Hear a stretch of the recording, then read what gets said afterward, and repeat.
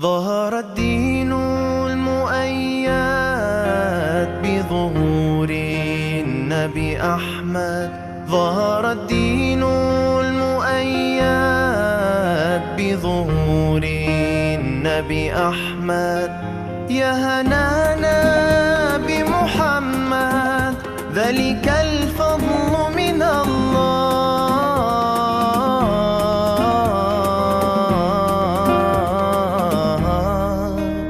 يا هنانا يا هنانا يا هنانا يا هنانا يا هنانا يا هنانا يا هنانا يا هنانا. خص بالسبع المثاني وحوى لطف المعاني، ما له في الخلق ثاني.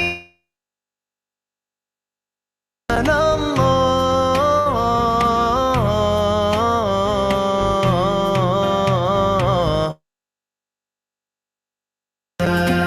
يا هنانا يا هنانا يا هنانا يا هنانا يا هنانا يا هنانا يا هنانا.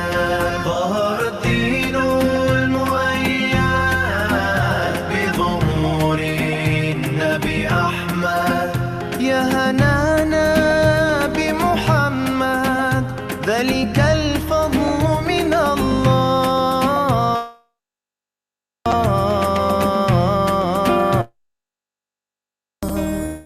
يا هنانا يا هنانا يا هنانا يا هنانا يا هنانا يا هنانا يا هنانا يا هنانا. من مكة لما ظهر يشفه شق القمر، وافتخرت آل مضر به على كل الأنام.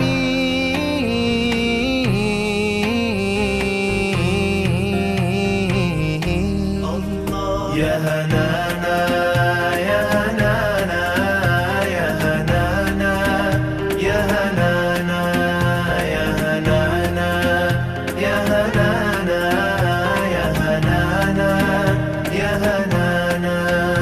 أطيب العالم خلقا وأجل الناس خلقا، ذكره غربا وشرقا سائر والحمد لله.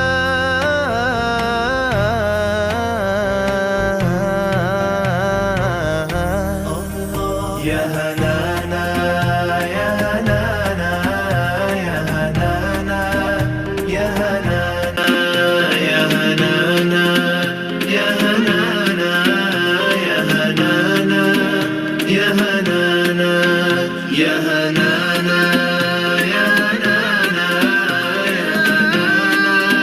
يا هنانا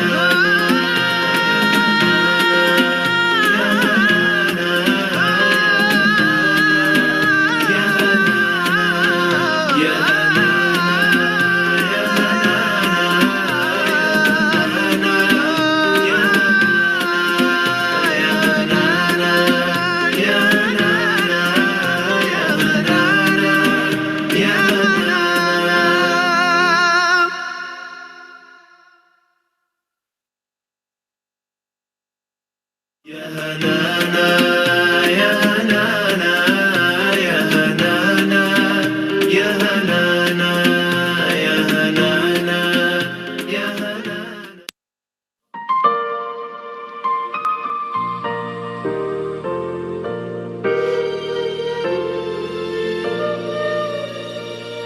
Oh Tuhan, aku bukanlah ahli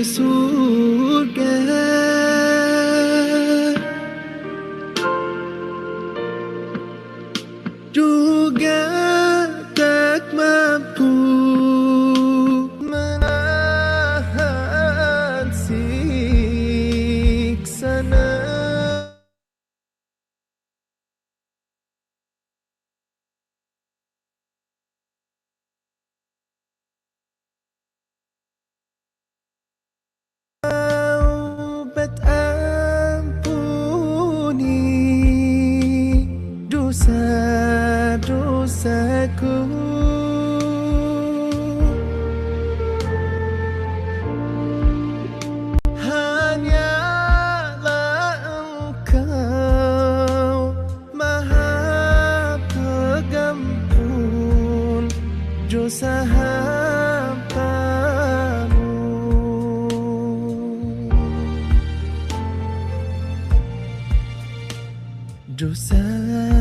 dosaku tak terhitung bagai debu.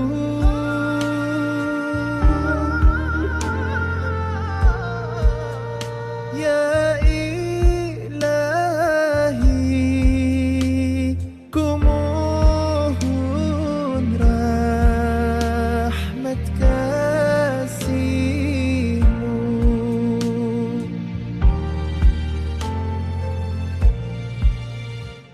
Ilahi,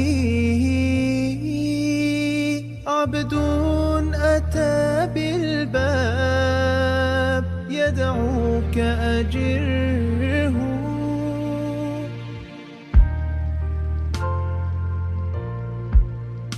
أنت الكريم وأنت الرحيم ونعم الإله.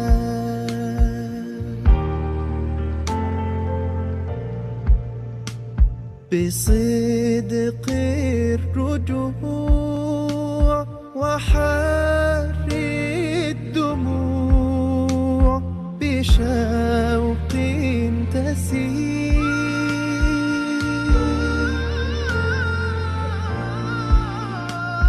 ذنوبي ثقال فعفو جميل رضاك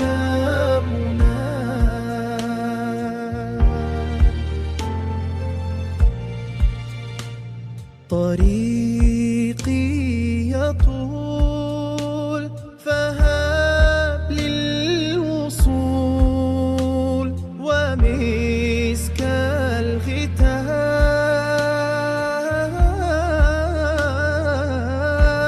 الختام. أرجو القبول بجاه الرسول شفيعي الأنام.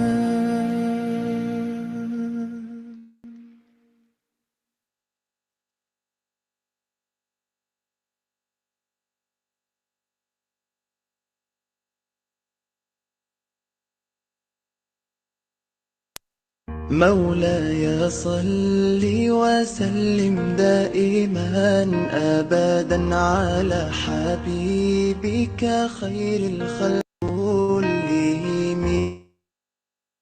صل وسلم دائما أبدا على حبيبك خير الخلق كلهم. يا نبي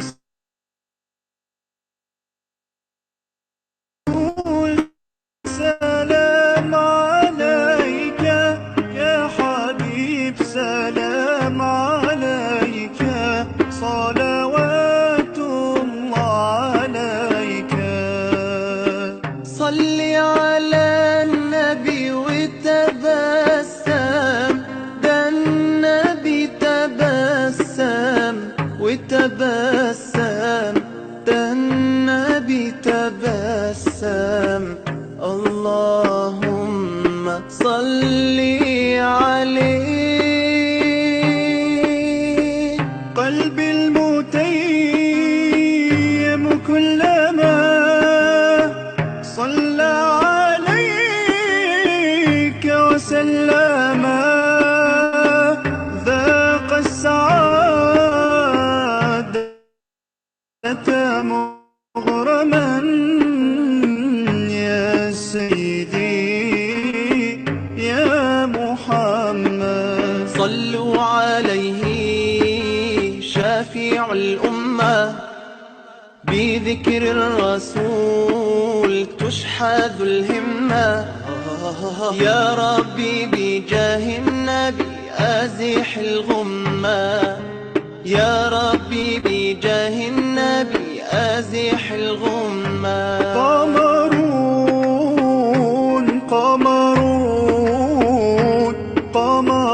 سيدنا النبي قمرون وجميل وجميل سيدنا النبي وجميل. محمد نبينا بنور هدينا من مكة حبيبي نور سطع المدينة من صلى صلاته واتحلى بصفاته يا بخت اللي في ظله ماشي يشفع له في مماته. صلي على محمد السلام عليك يا رسول الله السلام عليك يا حبيبي يا نبي الله السلام عليك يا رسول الله السلام عليك يا حبيبي يا نبي الله يا رسول الله. مولاي صل وسلم دائما أبدا على حبيبك خير. نور الله فجرا جئت بعد العسر يسرا ربنا أعلاك قدرا يا إمام الأنبياء يا حبيبي يا محمد وحشنا يا رسول الله يا سيدنا شوقنا زاد والله ومهما طول الغياب محمد مشتاق إليك والله محمد قلبي عليك صلى. قمرون قمرون قمرون سيدنا النبي قمرون وجميل وجميل وجميل سيدنا النبي وجميل. يا مصطفى يا إمام المرسلين يا مصطفى يا شفيع العالمين يا مصطفى يا إمام المرسلين يا مصطفى يا شفيع العالمين. معلم خير البرية نظر إلي ما أنت إلا يا طه خير العطية. طلع البدر علينا من ثنيات الوداع وجب الشكر علينا ما دعاه لله داع. مولاي صل وسلم دائما أبدا على حبيبك خير الخلق كلهم يا ربي صل عليه. Thank you for joining us for this edition on Islam. And it's my pleasure to have as our guest the missionary of the chief mission of ANSAR-UD-DEEN, Imam Ahmad, who is having technical problem at this time, but I will be introducing him while he's resolving that technical issue. Imam Ahmad was born into a religious family in Ilorin, where he began his Islamic educational career at home with his mom, who taught him to read Arabic and to also write in Arabic.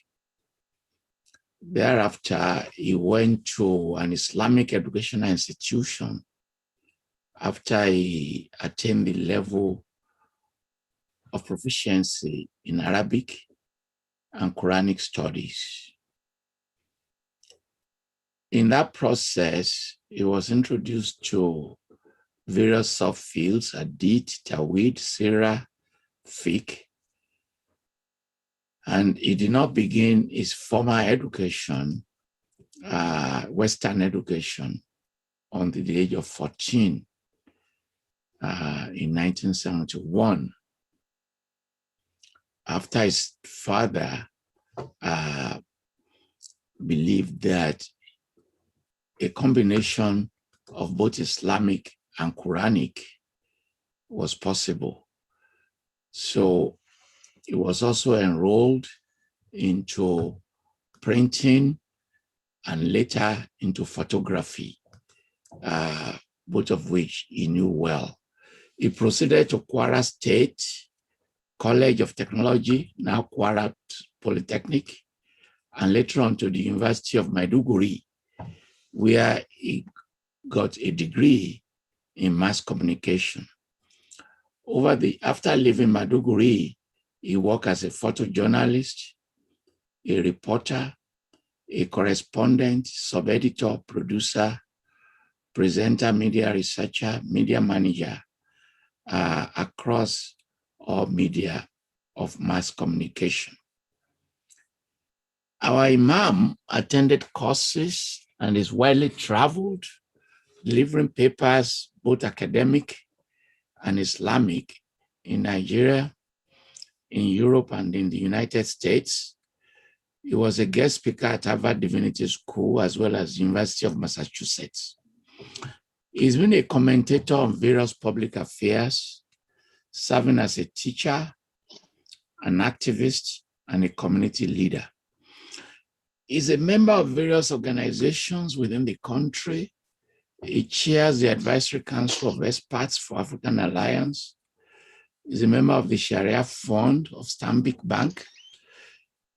And he's also on the Fatwa Committee of the Nigerian Supreme Council for Islamic Affairs. Do please join me in welcoming Imam Ahmad. Thank you very much for joining us for this interview. I want to begin with the first question. And my first question is to ask the Imam, if students at the University of Lagos ask him, what does Islam and Muslims contribute to contemporary development in economy, in education, and politics, how will he address them? Thank you, sir. Thank you very much, Prof. It's a pleasure to be on the show this very bright afternoon in Nigeria. Let me just go straight to answering your question. Islam had made tremendous contributions to knowledge and the development of the human race from the very beginning, far back to the what we call the Dark Ages.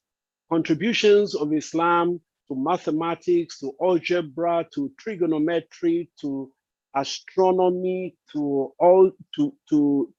chemistry, to all of these branches of knowledge is well documented, and of course to medicine. But in the contemporary times, perhaps one of the greatest contributions that Islam has made and is making is to the financial world, to economics, particularly with the Islamic finance, alternative finance that Islam is providing. It is not only helping in the development of infrastructure, particularly in the Middle East, and of course in Africa, back home in Nigeria, Islamic economics, with its non-interest finance alternative, is contributing a lot to the development of roads, to the construction of schools, to development of small-scale enterprises, it has contributed greatly to financial inclusion. Before the introduction of the non-interest alternative, non-interest finance alternative, the rates of Nigerians generally have been underbanked. The rate of financial inclusion was low. It was at about 25%. With the introduction of the Islamic alternative finance, it rose to above 50% financial inclusion, which is telling us that more adults have opened bank accounts, are enjoying financial services, have been included. This is also helping in addressing the developmental issues facing the continent of Africa, like its alternative to debt buyback, and the financing, budget financing, project financing. The Sukuk is also making a lot of contributions. Roads are being constructed in Nigeria with the Sukuk bond, which of course became very popular, and it is oversubscribed by about 450% oversubscribed, showing how popular it has been. This is not to talk, like I said, of the backlog of its contribution to what is today known as the body of science, which is the basis for the development of the technology that we are, now are enjoying. And I just want to make one particular mention that the 1, 2, 3 that we write now today is known as Arabic numerals, which were contributed by the Muslims. Thank you, sir. As a follow-up question, sir, why is the story not being told? So the stories of civilization, of achievements, they're generally told. They're narrators. And those narrators will highlight the contributions of their people. Even darker ones like colonization and things. Why, for instance, as Islamic scholars, Muslim scholars, not telling these stories to the world? Because by not telling these stories to the world, the impression is that Islam and Muslims are not making significant contribution to our modernity. No, on the contrary, sir. Well, you see, the stories are being told. But, we live in a world where ownership of the, mass media means the control. The editors get to control what gets in the news.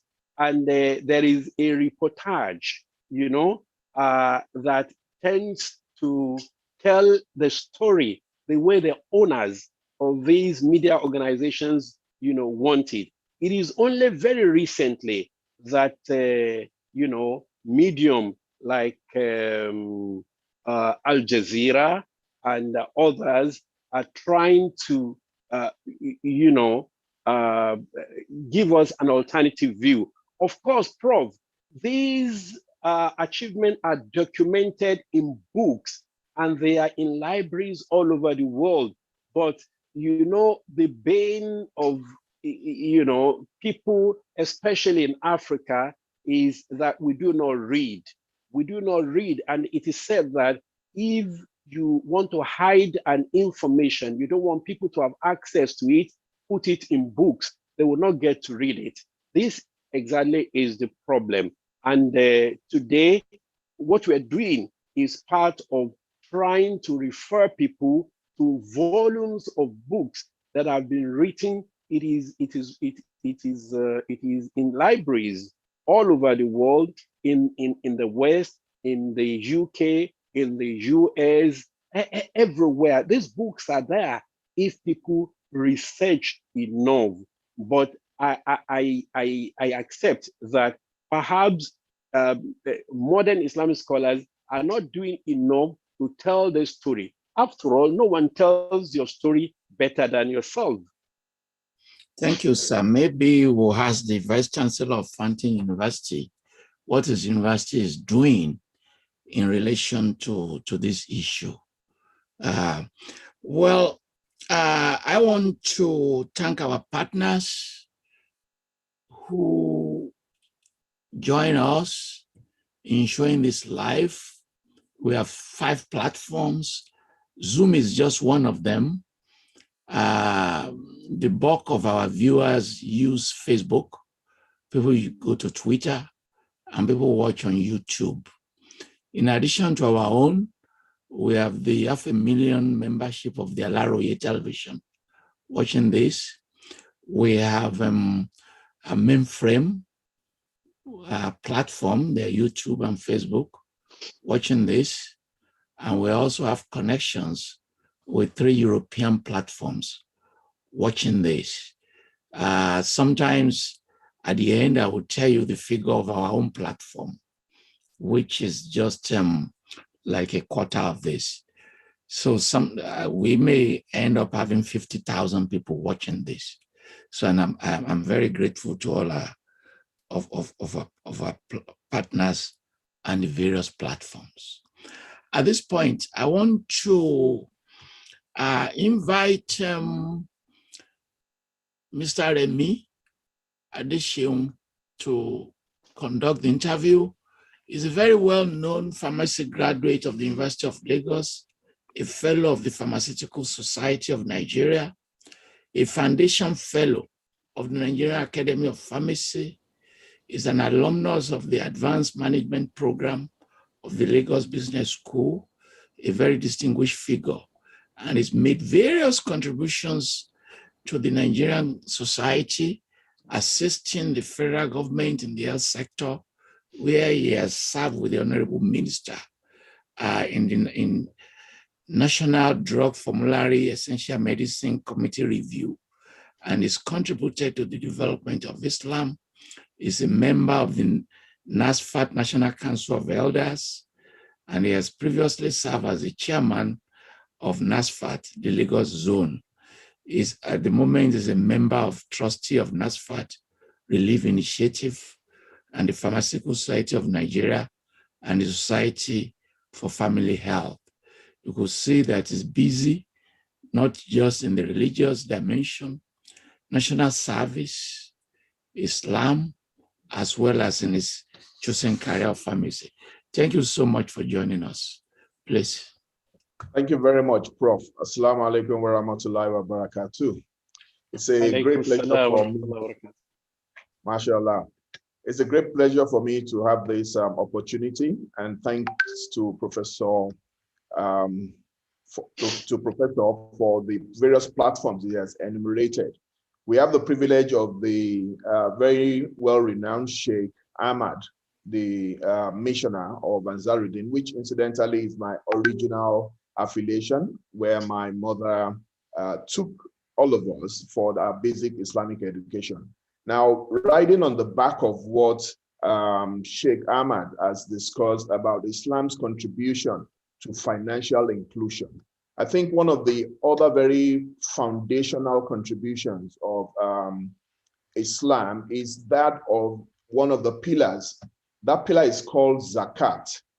Zakat is considered such a fundamental pillar of Islam that if a Muslim were to deny his obligation or neglect his obligation of paying Zakat, such a person will be considered to have left the fold of Islam, as one who does not pay Zakat is not considered a Muslim. And yet the problem is that many Muslims, even when they want to, do not pay this Zakat for a very basic reason, that of ignorance. Not knowing exactly how Zakat is determined and how it is paid leaves many omitting or missing out on this spiritual blessing of purification that is in zakat. So my question to Imam is to enlighten us on what exactly is zakat, how is it calculated, especially for salary earners and business owners? When does it fall due and how should it be paid? Thank you very much. You know, zakah is one of the 5 pillars of Islam, and it is emphasized. You see, wherever Allah subhanahu wa ta'ala talks about salah, he also talks about zakat. And, you know, it is famous in Islamic history. After the demise of the Prophet ﷺ, some people, stopped paying zakat. They say they no longer will pay zakat.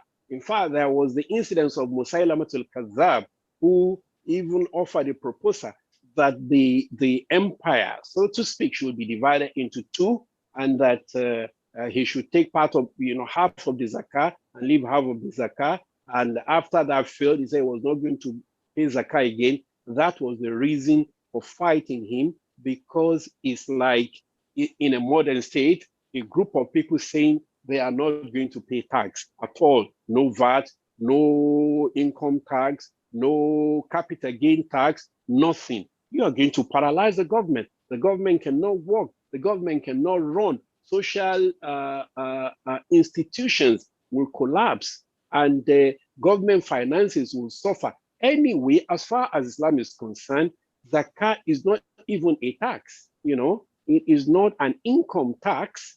It is rather a means of purification. Islam calls it the right that the poor has, on the wealth, of the rich. It is a right, haqq al-fuqara, the right of the poor on the rich. And it is a specific rate.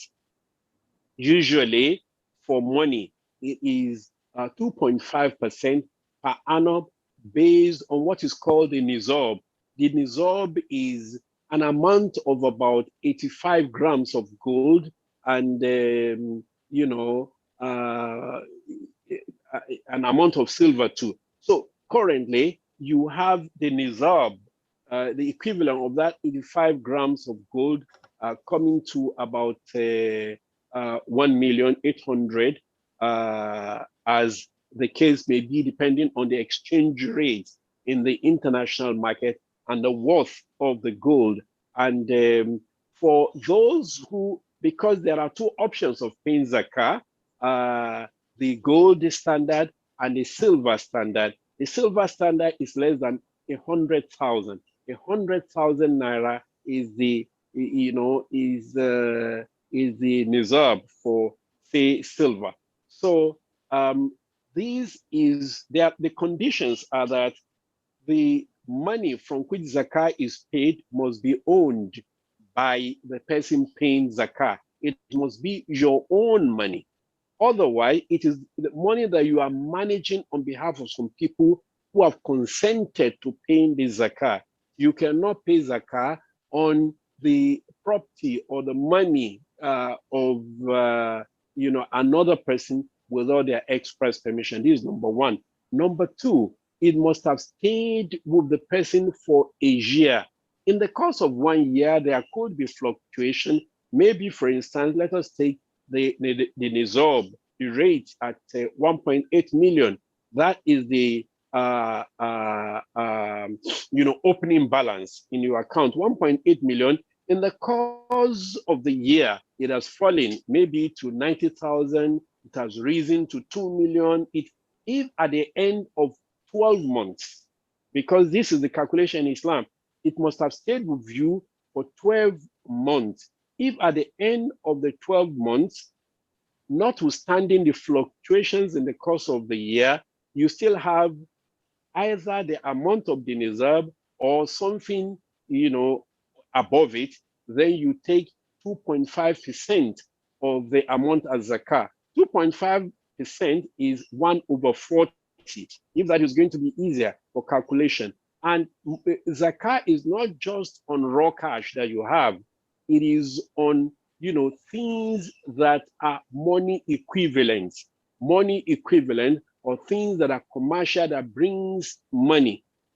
For instance, you have a car that you use for Uber or for rental, or you are not going to pay on the value of the car, but you are going to pay on the income that the car has generated throughout the year.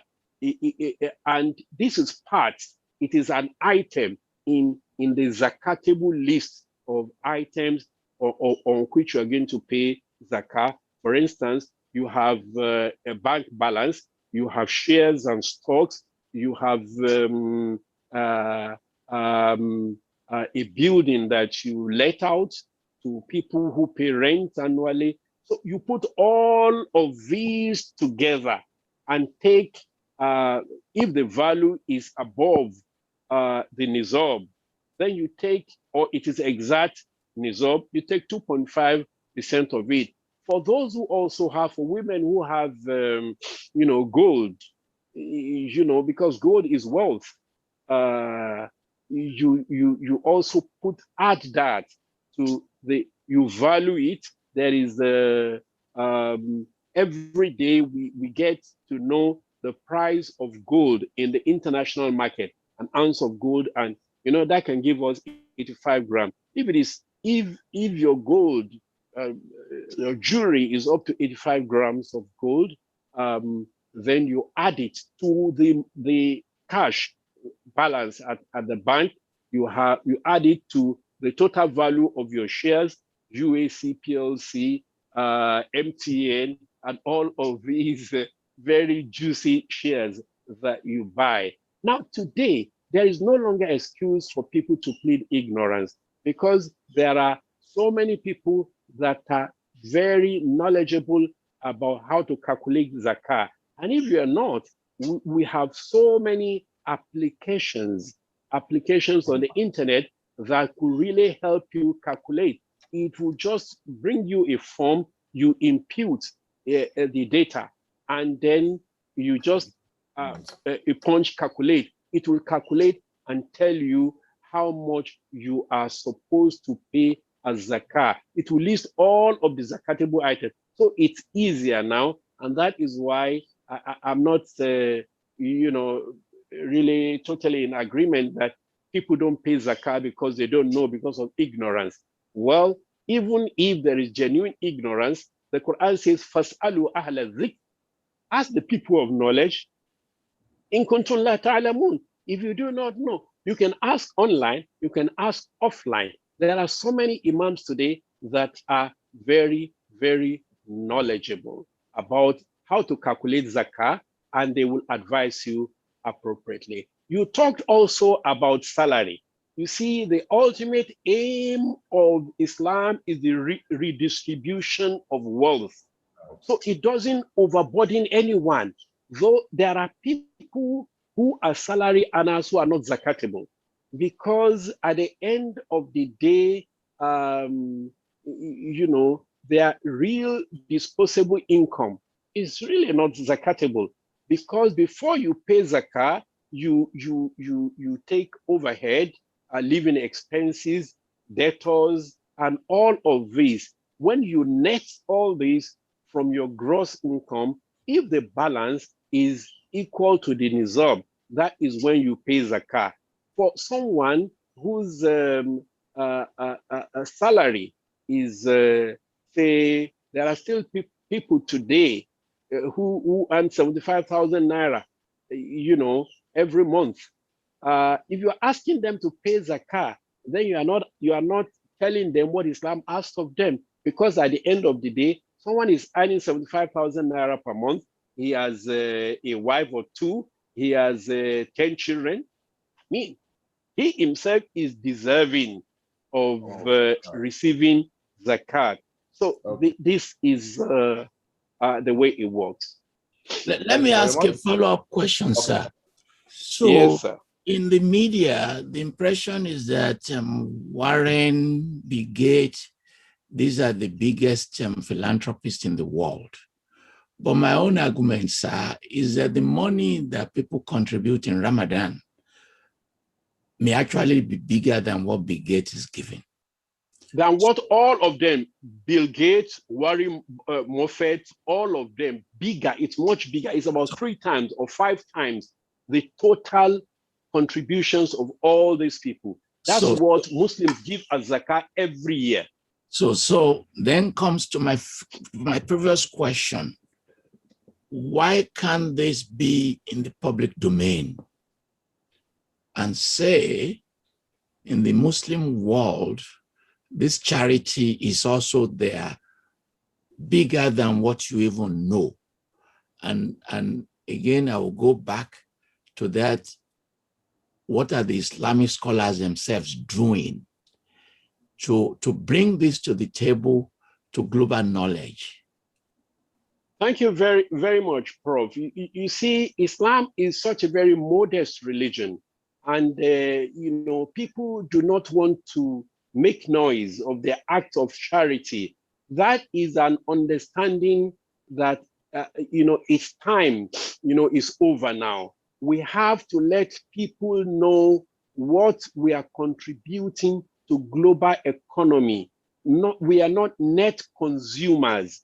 We are also contributors. We give a lot of charity in an organized manner. And this it amounts to billions of dollars every day. It touches lives of people. It is affecting communities, and it is uplifting nations. It is, again, I want to admit that we have not been doing enough in publicizing this, and even this opportunity is also part of the ways of publicizing what Islam has been doing in improving the finances of people around the world and in ameliorating the sufferings of refugees, homeless people in war-torn countries. Sir, please, to your next question, sir. Thank you very much. Still staying on the subject of finance, the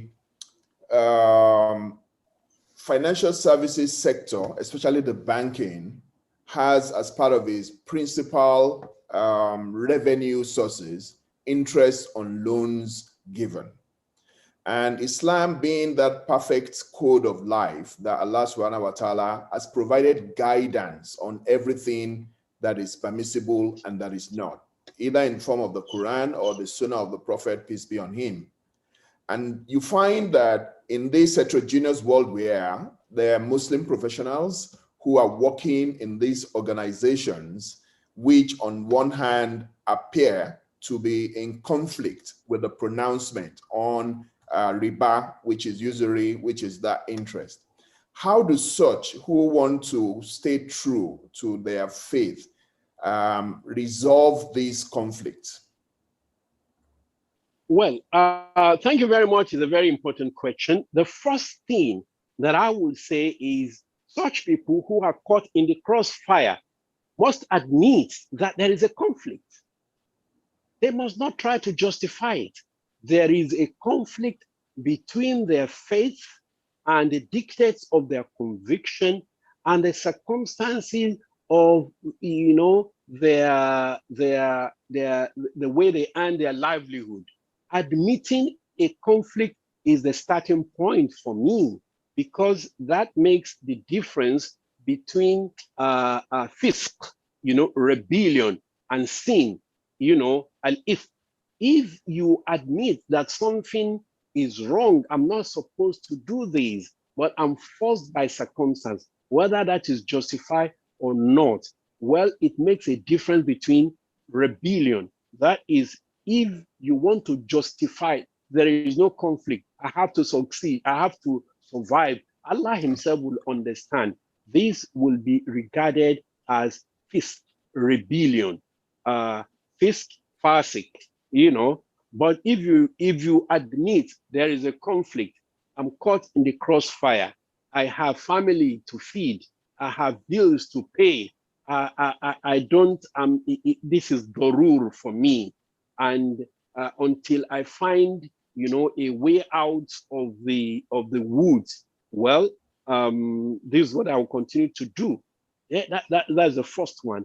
The second is for us to also establish that Islam will not find accommodation for what is haram and make it halal. All right? I mean that riba, in the whole of the Quran, there are more than 500 verses that legislate in the Quran. None of these legislations, ayatul hukm, none of these ayah has a retrospective effect. The only legislation in the Quran, in Islam, with retrospective effect is that of riba, where Allah subhanahu wa ta'ala said, Ya ayyuha alladhina amanu, in Surah Al-Baqarah, said, Ya ayyuha alladhina amanu, or you will believe, taqullah, fear Allah, wa dharu ma baqiya min al-riba, and forfeit whatever accrues to you from riba. Illam tafa'alu, if you refuse to do it, fa'adhanu biharbin min Allah, then you must know that you have declared a war with Allah and His Rasul. Allah was categorical. He said, Yamhakullahu riba. Allah has removed all kind of blessing from riba wa yurbi sadaqah. And He has put blessing in sadaqah. And of course, Islamic finance, the whole gamut of Islamic finance is based on non-interest. The non-interest alternative, of course, which is working. Banks either have, full-fledged Islamic, banks, or they now have windows, non-interest banking window. So, whereas I do understand that it is not easy when it comes to means of livelihood for people to abandon their jobs overnight. Now, but as conscious Muslims, they must know that Allah subhanahu wa ta'ala has forbidden them to work in haram enterprises, to be part of haram ventures. This is because of a principle of Sharia that forbids al-i'anatu ala al-ma'siyah, helping to promote rebellion against the laws of Allah, or helping to promote sin.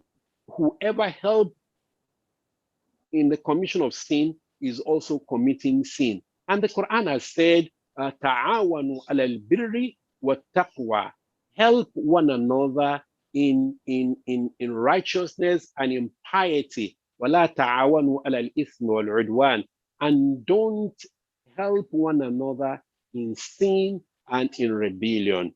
To this extent, either working in breweries, working in gambling, working in all of these places that are haram is also haram, and income from it is haram. Those who are caught in it now must plan their exit and must, ask Allah subhanahu wa ta'ala to hasten, their exit by providing alternative for them, even if the alternative is staying lower, because they are sure that they are obeying Allah, and Allah will put barakah in their earnings. Thank you very much. Please Sheikh. ask him one final question, sir. Okay. Yes, The sir. final question is on Islam and the peaceful nature of it, the preaching of coexistence with neighbors, and how this stands in the face of recent legislation. I'll give the example of Lagos State, the Environmental Protection Agency. Now, they have prohibited the use of loudspeakers outside of buildings. Therefore, preachings and all of that must not be on loudspeakers by law outside of the building. But the call to prayer is not a form of preaching. It is what it is, a call to prayer. What's your view as to the compatibility of this with the law, or how should this be addressed? Yeah, thank you very much. Very, very interesting question. We are still engaging with the state government, particularly with the Ministry of Environment, and in particular with the Safety Commission and with the Lagos State Environmental Protection Agencies. We have had several meetings with them. Of course, we are concerned with noise pollution. We are all suffering from this pollution, and it is bad. And of course, let me tell you that disturbing the neighbor is not something that is accepted in Islam at all. So therefore, you cannot preach over the public address system in the mosque. After, but we have, pushed the argument that the call to prayer is not a form of preaching. And at the maximum, it is just 3 minutes. All right. We can agree on the decibels, so that it doesn't get, too, deafening. 70 decibels. Yeah, we have been able to agree on that. And, they have unofficially conceded that we can use the outside speakers to call to prayer, but all the other activities, we will use the internal speakers. This is very much acceptable to us, and it is in line with the provisions of the Sharia. We have to be able to, we live in an environment where we should be able to give and take. Give and take, that is an ingredient of peaceful coexistence. It must not be that you don't even want to see me, you don't want to, recognize or accommodate me at all. No, we're not going to be happy. We're not going to achieve peaceful coexistence.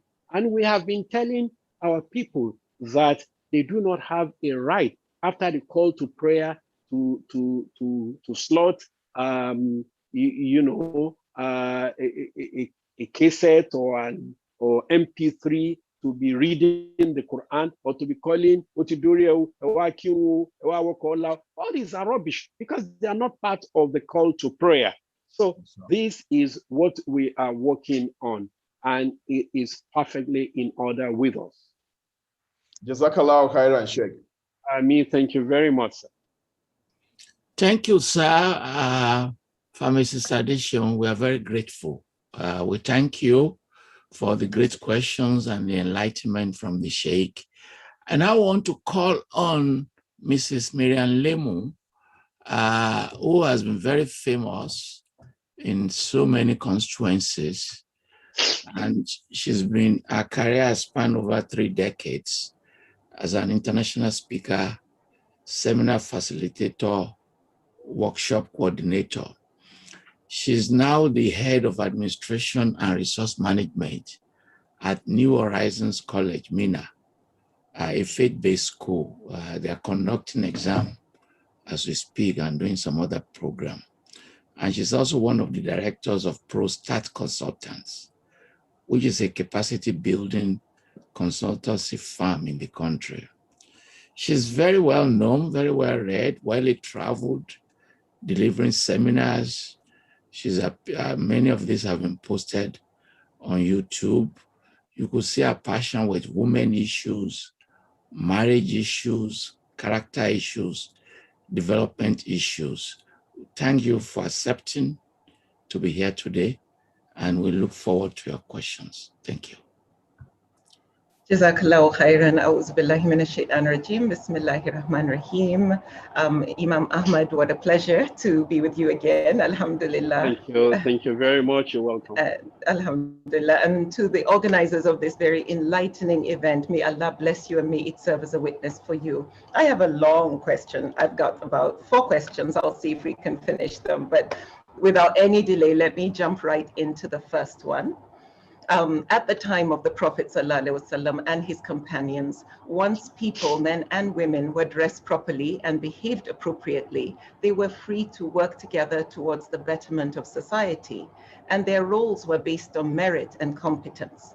Now, women during the time of Rasulullah sallallahu alaihi wasallam worked on farms, some at home, some did business in the marketplace, some made and sold crafts, traveled with their families, went to the mosque, attended weddings, went for Umrah and Hajj, went to the battlefield, supported fighters. They fought as well. They tended to the sick and the wounded. They gave charity. They became scholars. They propagated Islam and traveled around the world. Examples are like Shafa bin Abdullah, who was the head of the whole market in Medina, appointed by the Caliph Umar himself. And the Prophet ﷺ's dear wife, the lady Aisha radiallahu anha, was an intellectual and a scholar of the highest order, a hadith narrator and a jurist of Islamic law who gave fatwas. And she was also a medical expert. She was a military general during the Battle of the Camel, along with other great companions of the Prophet ﷺ, such as Talha and Zubair. Nusayba was one of the great warriors during the Battle of Uhud against the hostile Quraysh army, and she fought beside the Prophet ﷺ.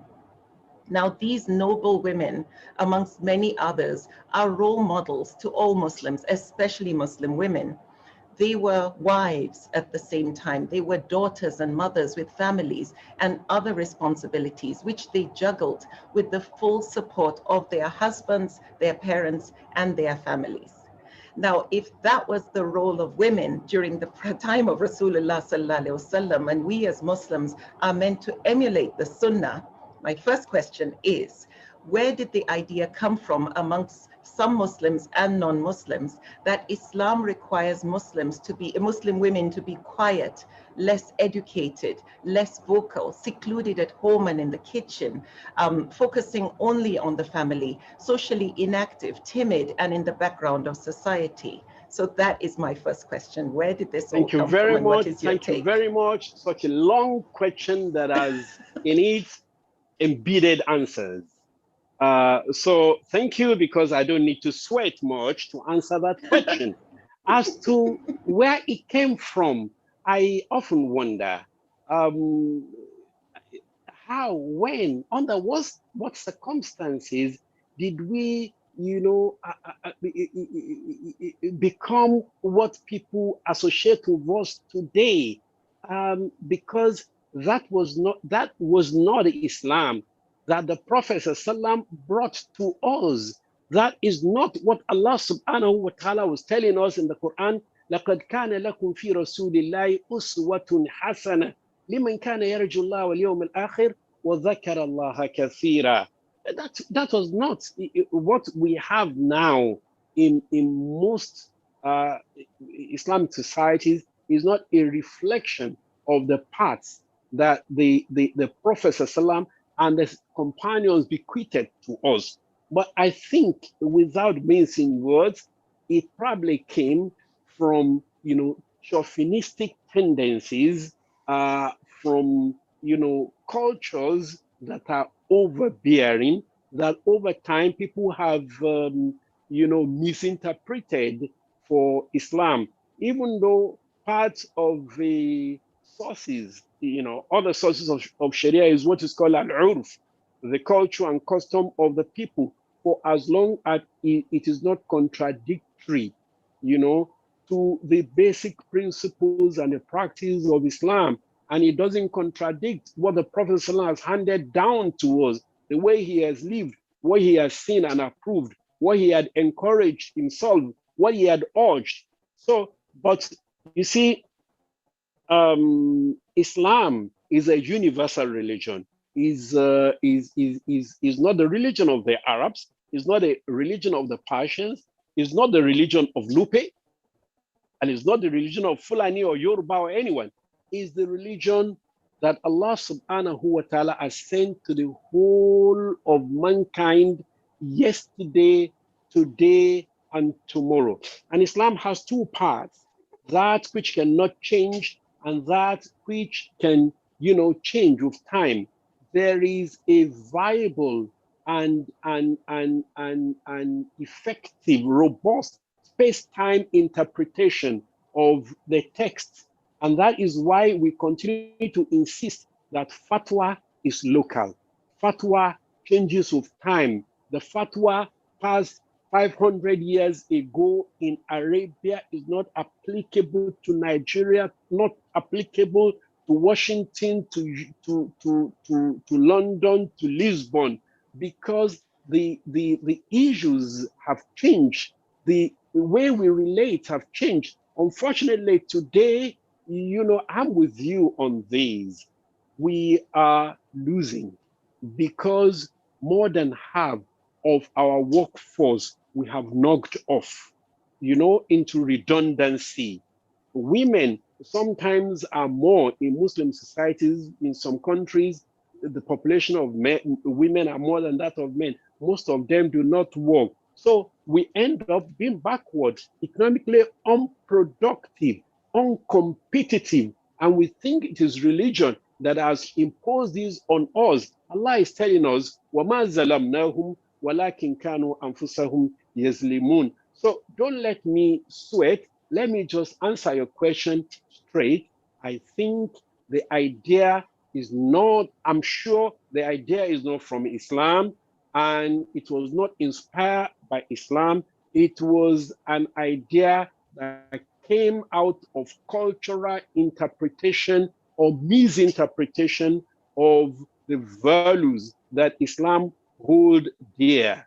And it is also chauvinistic on the part of men who do not have enough confidence to allow women to be competitive, ignoring our very rich history that has produced. I can confess to you, my dear sister, that most of our great scholars were raised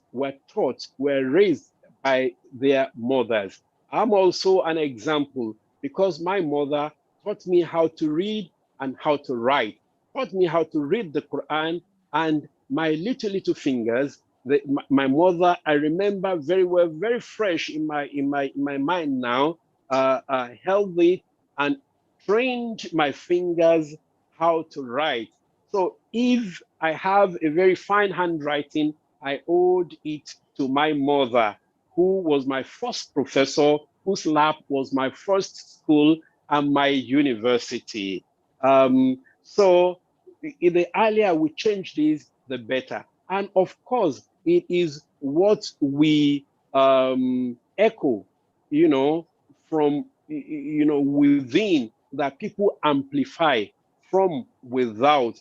People have otherwise, I think the idea of women are supposed to be hard, not thin, is not even an Islamic idea. I think more than anything else, it is a biblical idea, not Islamic at all, at all, at all. Jazakallahu khairan for Please, that let answer. me let me ask a follow-up question.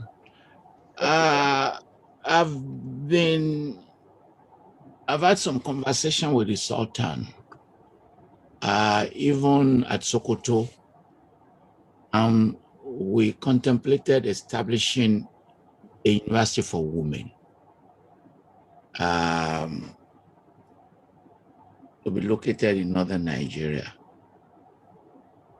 He was very happy to do that, but privately, some of his chiefs were not happy with the idea.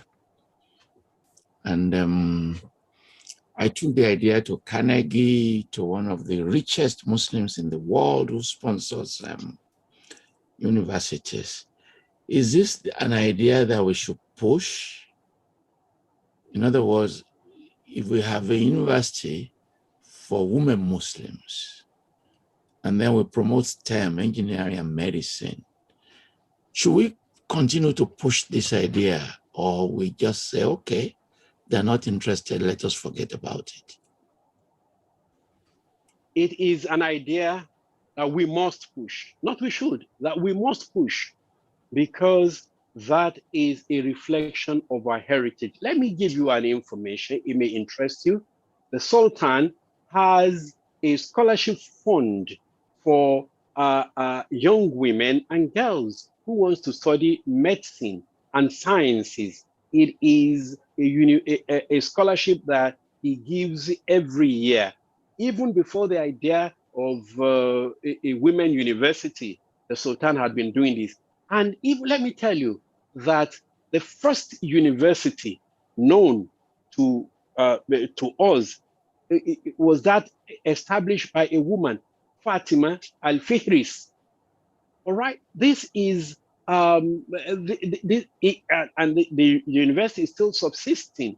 So I don't know. It is degeneration. It is corruption. It is deviation that has brought all of these sidelining women, making them ignorance, making them, chattels in their house, sidelining them, and it is not Islam. Even in Sokoto, Nana Asma, the daughter of Sheikh Ismail bin Fudi, was a scholar par excellence. She speaks, she writes, she teaches women, she organizes them. So why will anybody attribute these this violence against women? Why will anybody attribute it to us, to Islam of all religion, that promotes their potentials to bloom and blossom? In the question that I say has embedded answers, Aisha radiallahu ta'ala anha was a professor of professors. Even the Sahaba referred to him. She was a jury consult. Difficult questions will be referred to Aisha by senior Sahaba, and she will solve the problem. And she will solve the problem intellectually and comprehensively.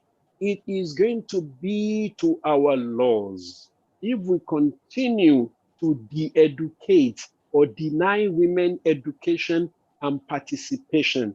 The only thing that I want to add, and she has added in the opening sentences of her question, is that Islam does not allow a laissez-faire kind of thing. There are moral cordon that Islam has thrown around the society to guide its morality. This should not be an excuse to suppress women and sideline them. One, women must be modestly dressed and they must behave appropriately. The work environment should be constructed in such a way that will respect, women's privacy maximally, and should not encourage anything that will run foul of the Islamic Sharia. Prof, it is an idea, the idea of a science-based female university that is Islamic is an idea which time has come, and it is something that we must not only encourage, but we must pursue to its logical conclusion. Next question, ma. Jazakallah khairan for that very poetic answer. The next question is tied to the first question, and that is, what is the role of women at home? Since we know definitely what Islam doesn't support when it comes to how society has gradually, how culture has so-called overshadowed religion on the view of women. So what exactly is the role of Muslim women at home in society from the Quran, the Sunnah, and the everyday life of the Prophet ﷺ and his companions? Thank you very much. Beautiful question. And the role of men and women at home is derived from, the Quranic verse, بَعْضُهُمْ أَوْلِيَاءُ بَعْضٍ. بَعْضُهُمْ أَوْلِيَاءُ بَعْضٍ. They are to one another, friend, supporters, protectors, protecting friend. So it is not that the role of women at home is straight-jacketed, restricted to the kitchen and the other room, like they say in Nigeria. No, her role is beyond that. Let me say this, women, as far as Islam is concerned, are the real engineers at home. They are curators because they are the one who preserve the family history. They are the one who connect relations. They are the ones that build families. And this is what we have been. This is what we have been in Islam. This is what we met our mother. They were not relegated. They were not just cooks and entertainers. You know, though they always like to cook. All right? But that does not mean that they are cooks. Because of their nature, they are kind, they are caring, they are compassionate, they are supportive, they are just there. They are organizers, you know. And as I speak with you, Mariam, I remember my many encounters with your mom, rahimahullah.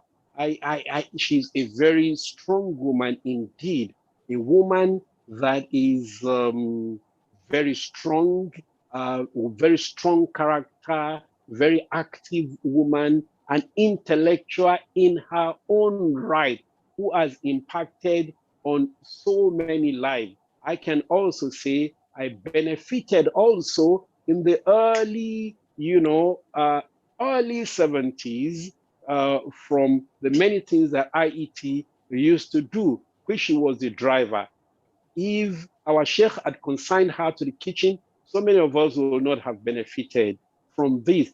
This is the role that women should play in the family, and they play the most important role because no man can combine such diverse roles within, without, in the kitchen, in the bedroom, in the sitting room, outside the home, in the market, in the community, in the madrasa, and men should support them. They should not leave it to them. They must, like the Prophet ﷺ, support them to, lighten their burden, to do their chores. They must take turns sometimes. They must appreciate them. They must be thankful. They must appreciate the ambience that they help create at home, because they are, they used to say, if men are the heads of the house, then the women is the heart. What is the use of the head without the heart? This is the way men and women should mutually support one another and function at home and outside the home. Can I challenge you, sir? Yes, sir. Could your view be because you grew up in the Ilorin among Yoruba women? Because traditionally, my mother, my mother, my mother was not Yoruba. My mother was Fulani. Okay. Because traditionally, Yoruba women are just what you are describing. No, I disagree with you, Prof. Too, if I may add. And okay. Too. Okay. So I need to challenge you a little bit on that. Okay. Yes, that's not the reason. Because let me tell you, Prof. Women... Let me tell you. No, yes. Prof. Let me tell you. Yeah. Let me tell you that even back at home, in my community, there were men who were reckless, who relegated women, who treated women very unfairly. And there were women too who were not responsible. So my view is not inspired by the fact that I saw Yoruba women. There were so many beautiful Yoruba women who fit into this role, other women too. Ilorin is cosmopolitan and metropolitan at one and the same time. It is a melting pot. We have Fulanis, we have Kanuris, we have Nupes, we have Hausas, we have Beriberi, we have all, and we have all fused into one. But we're not talking about tribe here. We're talking about the ideals of Islam. Thank you. Before she goes to our next question, I want to recognize many members of the audience. The quality is very high. There's a professor of history from Canada. I just saw there are 3 vice chancellors in this audience. Vice Chancellor of Osun State University, Professor Mimiko, former Vice Chancellor of Adekunle Ajasin, I saw him. I have seen the great linguist, Professor Akinlabi from Rutgers, Professor Da Silva, former dean, Michael Vickers from the United Kingdom. So this is a very high, I saw Professor Swelele from Bok University, very, very high quality audience. Please, can you move on to your next question, Ma? Yes, sir. Thank you very much, Jazakallah Khairan. Now, the next question is so far from this first question that I asked you. There are various forms of ethnic, nationalist, regional, and religious extremism on the rise across the globe in nearly every country and every continent. Now, some Muslims try to justify their extremism using Islamic teachings. Now, how can you help those who don't know much about Islam, both Muslims and non-Muslims, identify what is definitely not Islamic and not part of Islamic teachings when they hear or see violent extremist acts? As we all know, the common belief to some is that a suicide bomber in a marketplace represents all Muslims, or to some, a massacre in a church by a misguided Muslim represents all Muslims. So what particular authentic and definitive teachings of Islam and principles of the life of the Prophet ﷺ would you regard as basic antidotes and vaccinations against any or all forms of violent extremism in the name of Islam? So how do we identify the wolf in sheep's clothing, in other words? Thank you very much. Another very beautiful question. Before you answer the question, sir, let me recognize the presence of Bishop Kuka of Sokoto, recognize the Dean of Faculty of Arts, University of Ibadan, Professor Oladoshu, and recognize His Excellency, a Royal King from Cameroon, King Funkom. Thank you all for joining us. I'm not going to be able to recognize everyone, but we appreciate your coming. Father Kuka, you are free to ask a difficult question, literal. Please, sir. I'll be waiting for him. Okay, I can take the question now. You see, extremists, depending on where they belong, will use their ideological background to justify their atrocities all over the world. People who hold extremist views will always be leaning to, whichever ideological background they belong to. If we have extremist Christians, they will use the scripture to justify their position, as in the Lord's resistant army, and if we have Muslims, they will try to, if we have, Jewish extremists, they will use whatever background they have to justify. But, extremism stands on its own. And all of these ideas and backgrounds that they borrow also stands apart from them, particularly when we come to Islam and Muslims. It has built-in internal resources to detect, and forestall and expose extremist ideas. This is the whole idea beyond first al-ijtihad as a pathway, to navigate, and what is called the maqasid as the compass to show us whether we are on course or we have veered off course. So this is the internal mechanism that Islam had provided for us to be able to recognize when views are becoming extremist. I again remember, and we must give due credit to Maulana al-Marhum Sheikh Ahmad Lemu, in the early days, in the early 70s, 71, 72, when we were close with him, even before the annual IET conference in Mina. Sheikh used to talk to us about what he used to call then the dawah inoculation. Equipping us to recognize when ideas and views are becoming extremist. We cannot all become fuqaha, we cannot all become jurists, we cannot all become mujtahid, but we can expose, we can give people means by which they can detect that an idea is not really Islamic. Let me just go through it. Everything in Islam, every law, every rule, every regulation that is in Islam it is for jalbul masalih, to achieve social good, the greatest good or the greatest. If there is anything that anyone says and claims that this is the position of Islam, the first question that we should ask is that, will this promote good? Or the corollary would be to ask, will this prevent evil? Mrs. Lim, can you lead a movement that women should be leading prayers?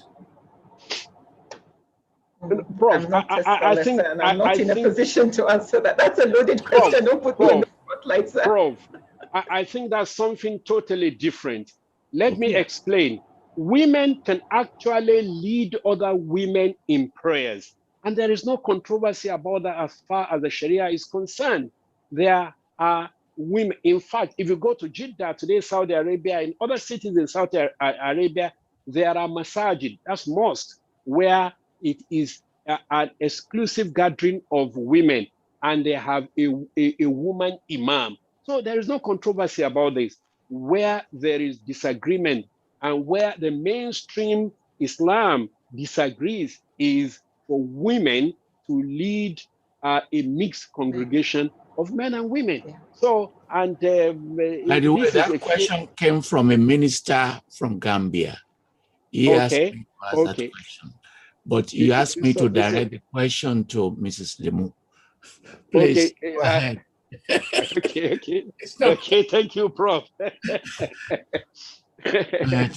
So just to summarize what you, are saying with regard to this spiritual immunization, or a way of detecting, the wolf in sheep's clothing, in a couple of words, what would you say is the best advice you can give for a Muslim or non-Muslim when someone brings an extremist form? Well, first and foremost, I say that the life of the Prophet represents Islam. The Quran represents Islam.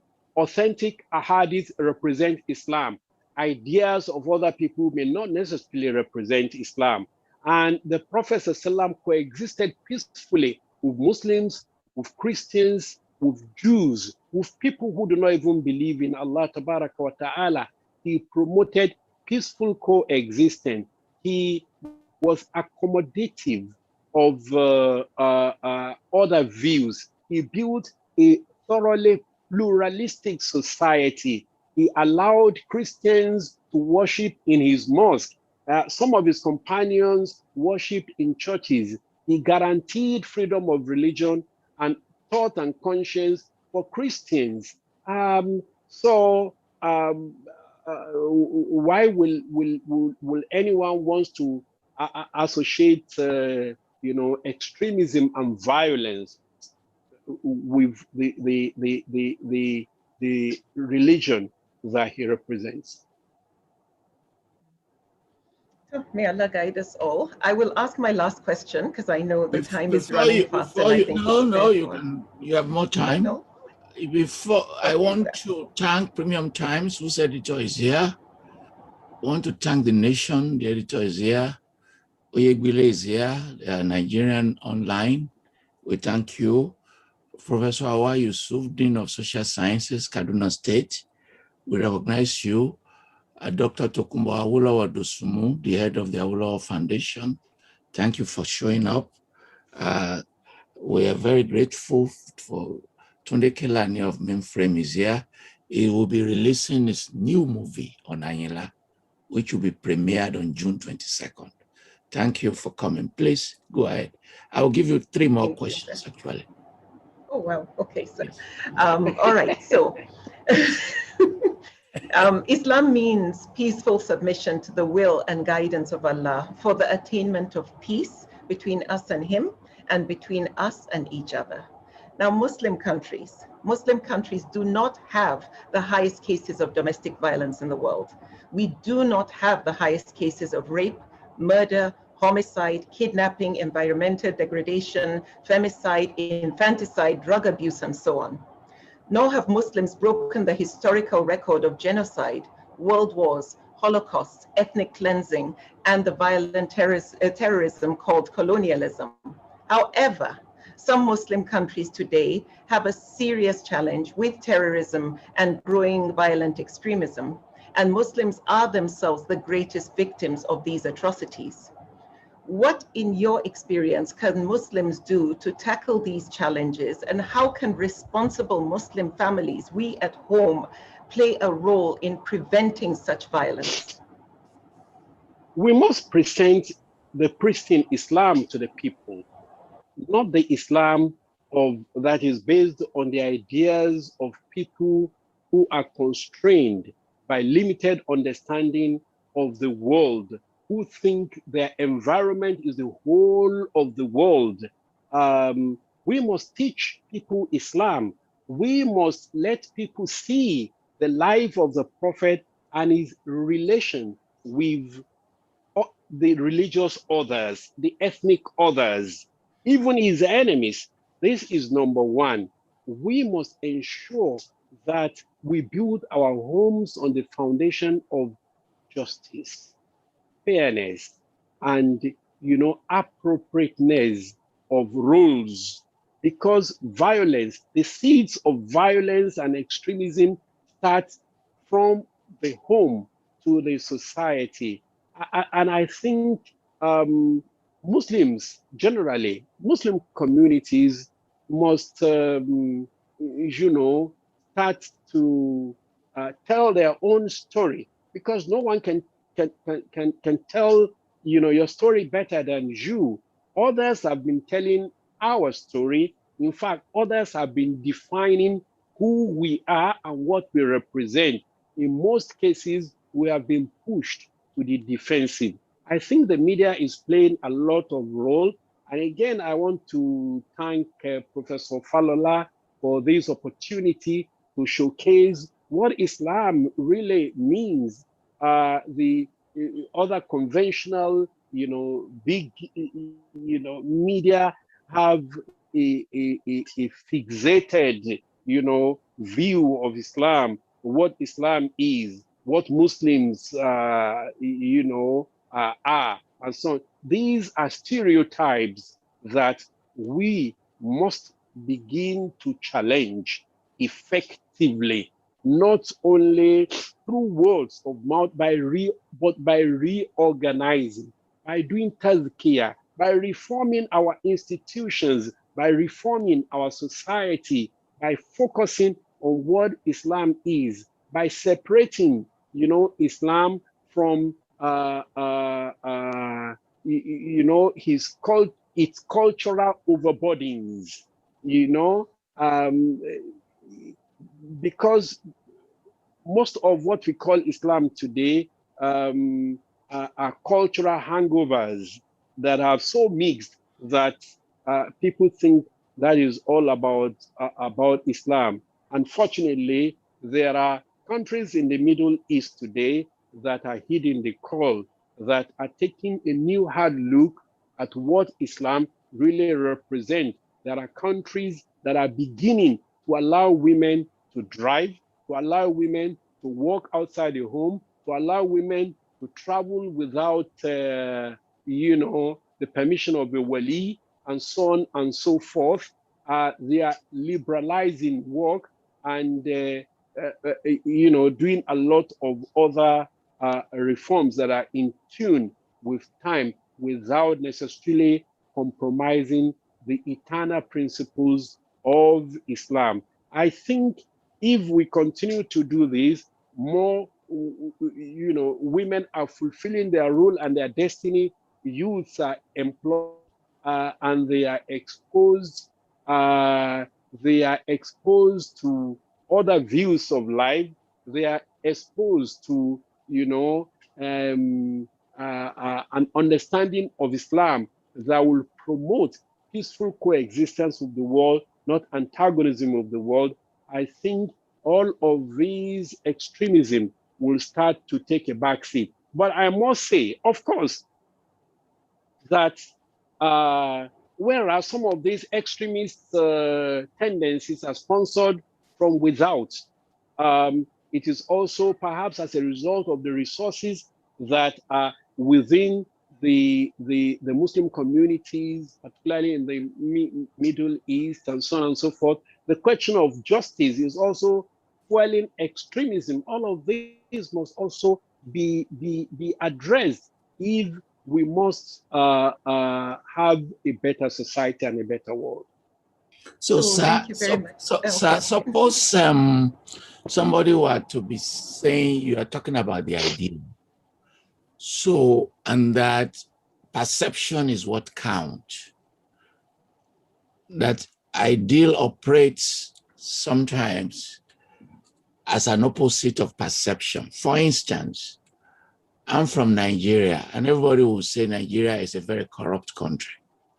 And I will say, I have never seen money in my life. I'm close to 70. At least I have to see money before I can steal money. And I will say, corruption is a function of access. Over 80% of Nigerians cannot be corrupt, even if they want to. At least you have to see money before you can say it. Or if somebody says Nigerians are bad, I would say, show me one bad Nigerian, and I will give you 4 good Nigerians within 2 minutes. So how do we manage perceptions? I travel a lot. One time I went to Cairo, bought this Arafat dress, wore it to school. It generates panic. So that's perception. So, sir, how can Islam begin to manage issues of perception? In other words, in which popular opinion will begin to shift more towards your own direction. Because many of these things are exaggerated, as you've said, they are un-Islamic. But how can we create the mechanism, the media, the structure to say, this is not us. You are creating stereotypes. Yes, Prof. I know that we have to challenge the dominant perceptions, but there is a problem here that we have to address first. Perception is shaped by what you are exposed to, what you see, or an idea, an interpretation of what you see. Of course, I've talked about the perception that the media is creating. We are in the post-truth world today. And if I may quote Caesar Marcus Aurelius, who says, everything we hear is an opinion, not a fact. And everything we see is a perspective, not the truth. If we want to work on the basis of this, then I believe the work has started. So many people are working. What we're doing today is also part of trying to reshape the perception. Of course, ordinarily, it is so bad. When you see a Muslim, people will say, well, you don't look like a Muslim. How does a Muslim look? So if you see someone with a beard and a turban, you say, so you speak English. So where did you school? Because generally the perception is that Muslims are not educated, they are backward, they are violent, they are extremists, they are not neighborly, they are not trustworthy, they are not, and so on and so forth. These are perceptions And again, Prof, like you said, if you show me one bad Muslim, I will show you 10 good Muslims, 10 good, solid Muslims that are contributing to peace, that are contributing to the development of the human race, that are advancing and expanding the frontiers of knowledge. Often, more often than not, these individuals don't get reported, or at best, they get grossly underreported. Can you please ask your last question? Unless Yes, you have sir. more. Thank you. Jazakallah khairan. All right. The subject of the higher intent, the wisdom and the purpose of Islamic teachings, and you've already said the magic word, the maqasid al-Sharia, is becoming more and more relevant for Muslims today who want to know and appreciate the rationale and the deeper wisdom and compassion behind Islamic teachings and practices. In other words, the Islamic injunctions. Someone like me, I was born into a very strong Muslim family. I saw Islam in motion, but because sometimes we who are born into it take certain things for granted, like prayers. I was told to pray. I say, why? I say, because that's what you do, you're a Muslim. But the wisdom behind it, the maqasid, why that injunction, I didn't really get, and I tuned out. Why can't you drink alcohol? Why can't you have sex except with your husband? There is a wisdom behind it, which is why Allah came up with these rules, the Sharia. Could you help shed some light on the subject of Maqasid al-Sharia and its relevance with a view of introducing it to more Muslims who want to know the grand objectives of Islam? And for those like me who have endless questions about the reasons for this and that injunction in Islam. I mean, I stopped praying for about 5 years. And by the time I started feeling like, okay, let me start asking the questions, Allah opened the doors and gave me the nur to find the right answers. And they made sense. They were logical and they were reasonable. And that's what strengthened my Iman. And I pray has brought me onto the Sirat al-Mustaqim, the straight path. But there are so many like me who are confused, who don't know where to find the answers. So how can you help us, guide us to where we can find the answers and the logic behind the Maqasid al-Sharia? Yes, of course, talking about the maqasid, which we started talking about, there are two principles surrounding it. I've said jalbul masalih wa dar'ul mafasid. It is the promotion of common good and benefit and the avoidance, and protection from harm. Every rule that Allah has made has these two built into it: promotion of benefit and prevention of harm. And of course, we ask, what is the wisdom behind the ruling? Why can't I be free to go naked, to expose my body, or drink alcohol, or do whatever I like? Of course, you see, we will continue to explore. There are certain things that are just the prerogative of Allah. You will never get to find out why Allah subhanahu wa ta'ala said Subi should be 2 rakah and Isha should be 4. No, this is something that He has decreed, qat'iyya, and we should not even go into it because that is the best for us. But our inquisitive mind, it requires answers to so many. And Islam within the Sharia has embedded answers.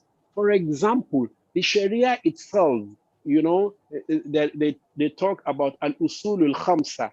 Many scholars of maqasid have made interventions, and so first they divide the maqasid into three broad headings. Number one is daruriyya. Well, laws are made because there is a necessity to promote good, necessity to prevent harm. There is also another reason, which is it is just for the good of it. for the good of society. And to summarize, it is popular that they said there is 5 principles of the maqasid. Every law that is made, it is for hifz nafs, protection of life and good health, and everything that is associated with it. At the end of the day, on the final analysis, you find that alcohol is not good for health. It's not healthy. It has adverse effects. That has been conclusively proved. And the Quran has hinted. يَسَأَلُونَكَ عَنِ الْخَمْرِ وَالْمَيْسِرِ. They ask you about intoxicants and game of chance. Tell them there is some benefit in it. So Islam is upfront, very honest. وَإِثْمُهُمَا, but the sin, the disadvantage, the harm that it will occasion, is more than the benefit that you derive. So on a cost-benefit analysis, you discover that the harm outweighs the cost, is higher than the benefit. So it's not viable, it's not useful, and that is the reason why Allah has prohibited some things. The second principle of the 5 principles of maqasid is hifsul aql, the preservation of intellect. I'm not listing it in order. The preservation of intellect. Human beings requires intellect to be preserved for him or her to be able to function effectively. Allah will prevent and will prohibit anything that will compromise, and that will hinder cognition, even though we do not recognize it. That is why you have to have enough sleep. You have to have nutritious food. You have to have a clean environment, free of pollution. You have to, preserve the flora and the fauna so that you have a sane ecological balance. Why can I not kill any game that I want? After all, these are animals that have right. They have right too, and they are contributing. If the whole tree should disappear, life will become unstable. Islam says don't cut trees. And if you cut, then replant, and so on. Then there is hifsul mal, the preservation of wealth. La wala ta'kulu bainakum la ta'kulu amwalakum bainakum bil batil. Do not devour your wealth among one another, unjustly, because this is going to create a lot of misery, for people. There's going to be strife, there's going to be terrorism, there's going to be tension, there's going to be displacement of people, there's going to be war and crisis and hunger and, rape and, all of this. So maintain economic justice. You can choose your means and prescribe your end, but you have limitation.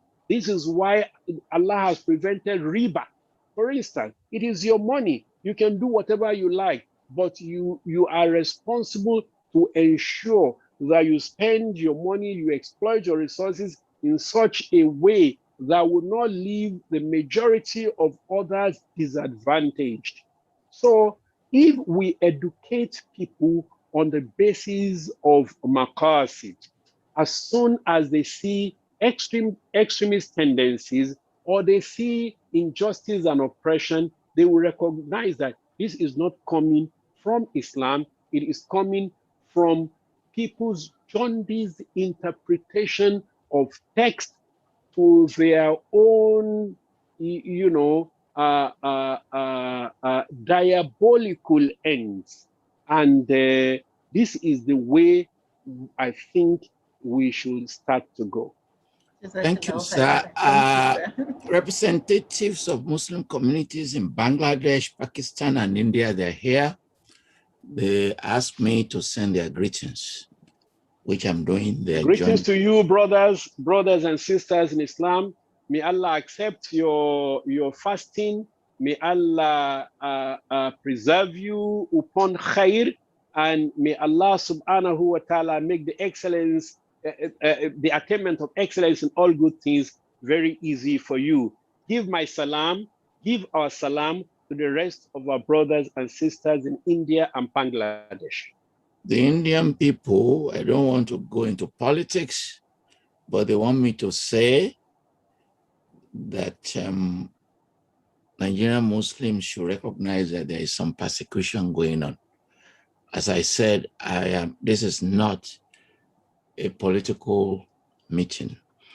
I recognize the Director of African Studies, Berkeley, Professor Nwokeji, distinguished, one of our most distinguished authors, Akechi Esegbo. We're very proud of you. I recognize African Studies Center, University of Cape Town, represented by Professor Osha, who is here. And there's a question from arguably the most distinguished scholar of religion in Nigeria, Professor Nimi Wariboko. She wants me to ask it before Mrs. Limon goes. He said, Professor Nimi Wariboko is here, how do you want to explain the educational accomplishments of women in the South, West and East versus that of Nigeria? That disparity, can we blame it on religion? This is Professor Nimi Wariboko of Boston University. He's here with us. But he wants me to ask you before you leave. The question for me or for both of you, that how do we explain these disparities in the education of women in the South and the North of Nigeria? I think the explanation for the educational the disparity in the educational attainment and achievement of particularly women in the southern part of the country and the northern part of the country is the same explanation for the disparity of wealth. When I say wealth, I don't mean the wealth that individuals are holding, but in terms of the access of the majority of the people to basic livelihood, very, very basic livelihood. This is what we're talking about, and it is very, very important for us to know that there are cultural and socio-political reasons why this is so. I have had a very good read of Father Bishop Cooker's book on religion and the elites in the northern parts of the country. I agree with some of the explanation. I don't quite agree with some, but then it is a very insightful work, and it can answer some of these questions and put it in perspective. I want to say that it is not religion that is responsible. It is more cultural and chauvinistic reasons that consigned women in some part of this country to the home and restrict their roles as just breeders of fellow human beings and hewers of wood and drawers of water, and that is the best that it can do. It is in this same northern part of the country that people like Nana Asma, the daughter of Sheikh Usman bin Fudu, and other very prominent intellectuals who are women have been produced. This is my way of looking at it. And this is exactly the stereotype that we're challenging by means of this program and by means of our engagement with that community, which I'm also part of anyway. Thank you so much, sir. People want to ask questions. This is not question time. The reason why I'm posing some of these questions is that that directly related to the conversation generated by Mrs. Miriam Lemu. I want to thank you, Ma, for your participation. For those of you who are meeting her for the first time, Google her name. You will see many of our recordings on YouTube. Many of them are very interesting. Some of them are very provocative. Do please follow her. Thank you so much. We're very proud of what you do with the school, training the next generation, and making sure that they balance Western and Islamic education. Thank you.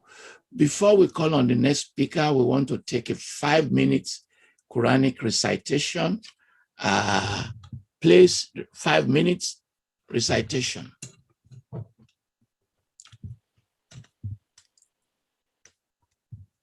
ونستعين ونستغفر ومن شرور انفسنا ومن سيئات اعمالنا ما يهد الله فلا مضل له واشهد ان لا اله الا الله واشهد ان محمدا عبده ورسوله. Where is the person, Wale?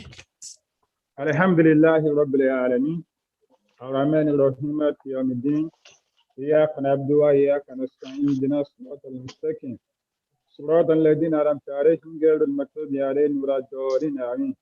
الحمد لله الذي أحيانا بعد ما أماتنا وإليه النشور. الحمد لله الذي أحيانا بعد ما أماتنا وإليه النشور.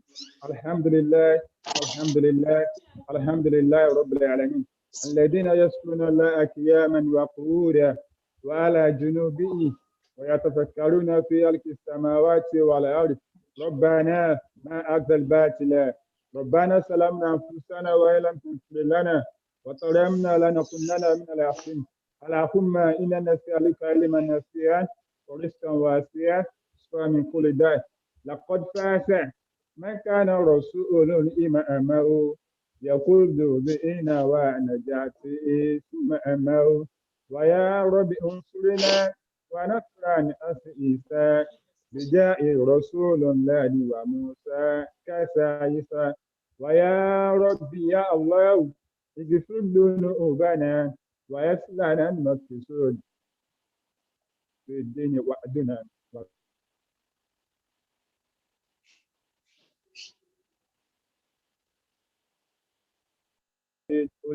أرجنا به أكنا به سباق بحكيمته لو الباس يسر كل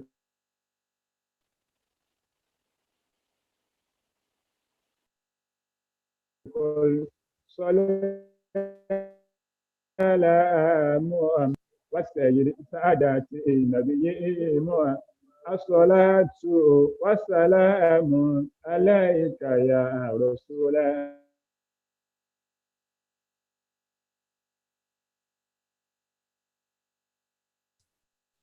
Well, we're having challenges. We have to thank you so that we can come to the second half of thank you. عليك يا سبحان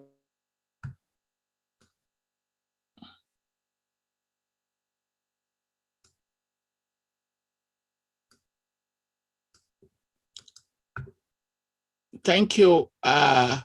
We apologize for the interruption.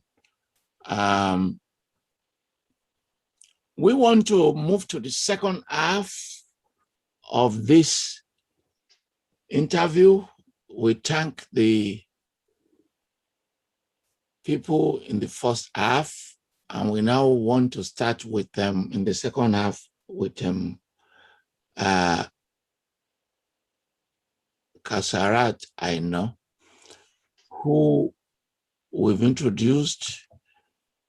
Kasarat is a student of the University of Ibadan, where she emerged as the best in her set, made a first class, and was dynamic in building a number of student communities. And we congratulate her for her onward educational journey to do a PhD in linguistics. Congratulations. Kasarat, thank you, sir. Please ask your question. And why we were reciting the Quran, the Vice Chancellor of the University of Abuja joined us. Professor Nahala. Welcome. Kasarat, please go ahead. Yeah, thank you very much, sir. Bismillahirrahmanirrahim. Assalamu alaikum wa rahmatullah, Sheikh. Alaikum salam wa rahmatullah. Kawthara, how are you? Fine, thank you, sir. It's a privilege to be here, and I'm grateful to Professor Toyin Falola for this opportunity. And I hope everybody listening has been enjoying and has gained one or two things from the interview. So I'll go straight to my first question. My first question is about the increasing urge of Nigerian people to want to leave the country. I mean, with the growing rate of life insecurity, job insecurity, corruption, bribery, the increasing difficulty in surviving in the country these days. So everybody wants to leave. Like the word on everybody's mind is Japa. I mean, I'm sure everybody's familiar with the word Japa. Like, are you still in this country? I want to leave. Oh, I mean, the grass is greener on the other side. So it's always my concern that, especially the youths of today, when we go to the western part of the world, especially like US, Canada, UK, Australia, Germany, or what have you, the religion, Islam, is not really well grounded over there.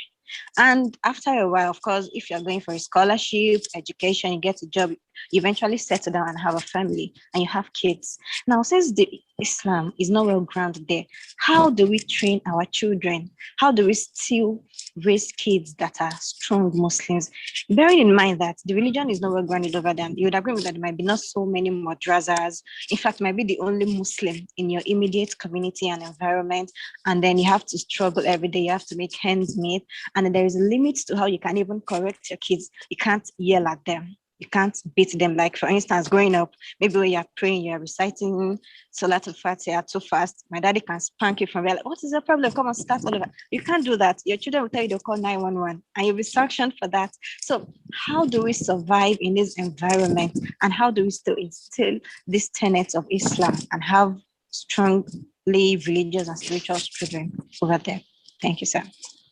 Thank you, Kawthara, for that very beautiful question. But let me start like this.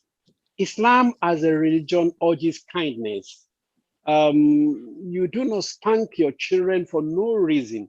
You don't spank them because they make mistakes in recitation. Islam urges kindness. Let them grow knowing that you are kind. Be their friend, win their confidence, teach them, pardon their mistakes, point out their errors. This is what Islam urges. So, as a prospective parent, please don't spank your children when they come. It is not, in the majority of cases, necessary. Is a demonstration of weakness, because you should be stronger to know that they are just learning. Now, but again, I'm not too sure that the picture you paint of the Western world and the position of the Muslim or Muslim communities in many parts of the Western world, Europe and America, is exactly so. I know that Muslims, even though they are minorities, have been able to build very strong and very, very productive and very relevant Muslim communities in most of these countries. Let me give you an example that I know very well, close to Prof there in Houston. You will be surprised that many young Muslims, of course, they have so many masajid in Houston, in fact, all over Texas. They have so many masajid, the ones for immigrants and even ones for Americans. There is a Spanish mosque. Increasingly, the Spanish community are accepting Islam. They are embracing Islam. They are learning Islam. They are producing even scholars, homegrown scholars. So there are masajid in Houston, for instance, Nigeria Muslim community, Islamic centers, masajid that are doing well. You'll be surprised that there are children who are barely 11, 12 years old who have memorized the Quran and they are behaving well. I have seen them, I have, been part of the process. So it may not be as bad as you have painted. There is nothing wrong with movement, with changing your base for whatever reason. For economic reason is acceptable even in Islam, and it is reasonable and logical. So there is actually nothing wrong. Islam came to this part of the world through trade, through migration. Islam did not, for example, get to Yoruba land as a result of conquest or war. Islam had been there for upward of 800 years through contract with, the Trans-Sahara trade. People who went to the Oyo Empire for trade purposes from Mali, from Shonge, from Ghana, from all of these empires. So it is acceptable and it is even commendable for people to migrate. There is nothing wrong, and you should not have fears. As for children calling 911 on their parents, I think it depends on the way you train your children. There are so many children who have of African descent, of Nigerian descent, who are well behaved, who still imbibe the values, respect, for parents and constituted authorities. I say in general, it is dependent on the way you train your children, you bring them up, and whether or not you are a model for them. This is my take on your question. So let me ask a follow-up question. It's the way I understood the question, sir, is about reinforcement. So we have some Yoruba language teachers here, like Professor Akinlabi, that if you are practicing an aspect of culture, but you don't get other people to reinforce it, that there may be some weaknesses and there may be disadvantages structured by number. In the US, you don't bury Muslims within the city limits because of water seepage. So years ago, when we were losing Muslim colleagues in one of the cities, I had to join a few others to establish a cemetery outside of the city. Even if they wanted to establish a cemetery, they don't have the number to do so. Yeah. So element of our question may be what will be reinforcing a minority Muslim in a dominant Christian space or in a dominant secular space. She's also gesturing towards that. How do you reinforce if you're just the only one in a large number of people? Prof, that's not even strange as far as Islam is concerned. We have, a very rich history of, being minorities in foreign lands over time. And that is for every missionary religion, Islam and Christianity especially. You are not discouraged by the fact that for a moment, you are the only one. In no time, these pioneers will usually have. There was a time in Houston, which I know very well, that the Muslims are not as many as they are now. So they suffered what you are talking about. They do not have, perhaps what we call these reinforcement contingencies. But that was for a limited period of time. With increasing number, increasing migration, this soon disappeared. And trust Nigerian Muslims, they live in communities. There is the broader Nigerian community, for example, in many places in the United States, including, I'm sure, including even Austin. Regardless of whether they are Muslims or they are non-Muslims, within the larger the Nigerian community, they may have even a minority Nigeria Muslim community or other Muslim communities, and they will continue to grow either through conversion or through more migration. Well, I admit in the beginning, the problems that he seems to describe, may be there. But again, this depends. This depends on, the parents, the educators, and what examples they set. This is the way I look at it, Prof. Thank you. Somebody from Minnesota will want to contribute to this later on. So let me announce what is going to happen.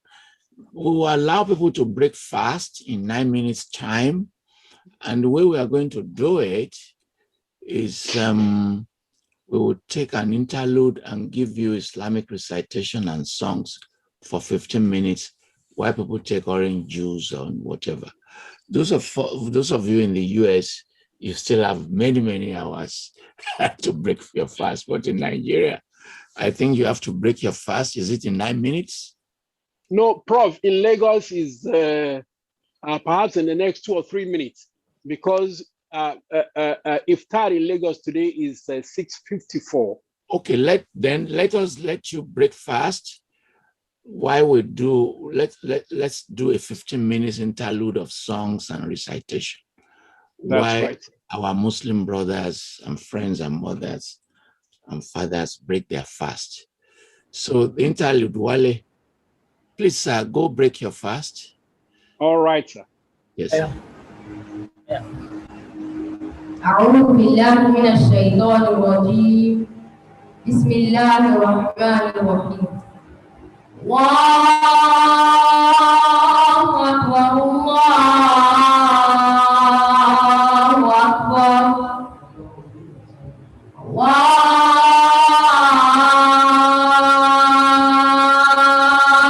أكبر الله أكبر أشهد أن لا إله إلا الله أشهد أن لا إله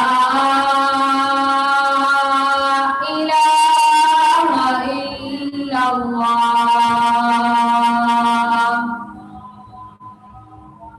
أشهد أن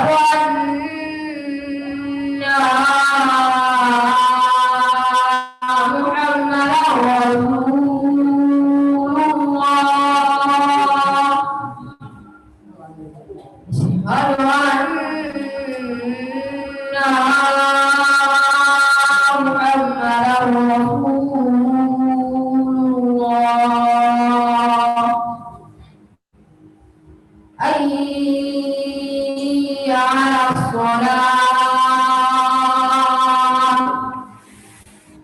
حي على الصلاة حي على الفلاح حي على الفلاح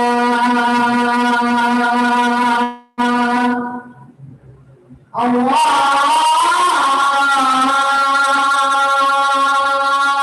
أكبر الله أكبر لا إله إلا الله اللهم رب هذه دعوة التامة والصلاة القائمة آتي محمدا الوسيلة والفضيلة ودرجة رفيعة وبعث مقام معمولا الذي وعدته إنك لا تخلف الميعاد آمين.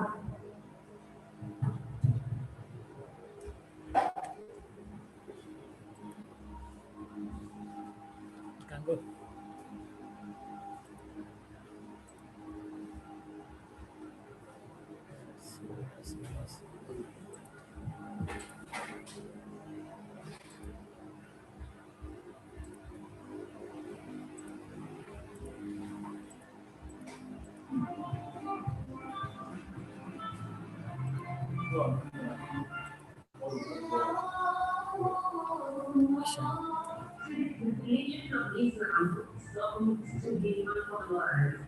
The faith comes from humble origins. It was the religious movement from Christian empire in the Arabian Peninsula in the 7th century. Then, exploring the ethnic, multicultural, and even multi-religious country cultural and cultural exchange. It is a part of the identities, cultures, and people who live through the Islamic Empire. The factor in having the Islamic Empire enjoys such a blossom comes from Islam itself. Many parts of the Islamic holy texts, the Quran and the Hadith,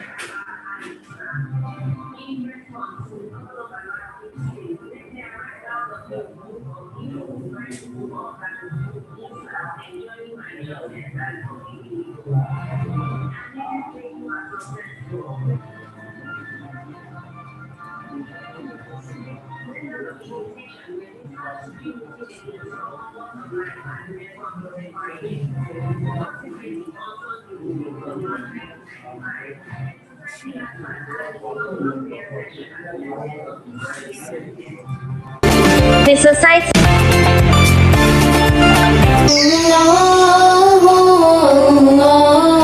today, the religion of Islam boasts almost 1 followers.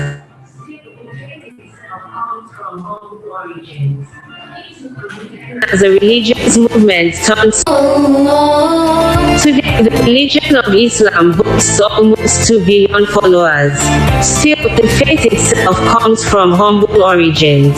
Islam began as a religious movement turned small nation then empire in the Arabian Peninsula in the 7th century. Then, exploring multi-ethnic, multicultural, and even multi-religious country marked the crossroads of Asian trade and cultural exchange. It's no surprise then that the ideas, coaches, and people moving through the Islamic Empire. One major factor in how the Islamic Empire enjoyed such a blossom comes from Islam itself. Somewhat unusually, many parts of the Islamic holy texts, the Quran and the Hadith, place value on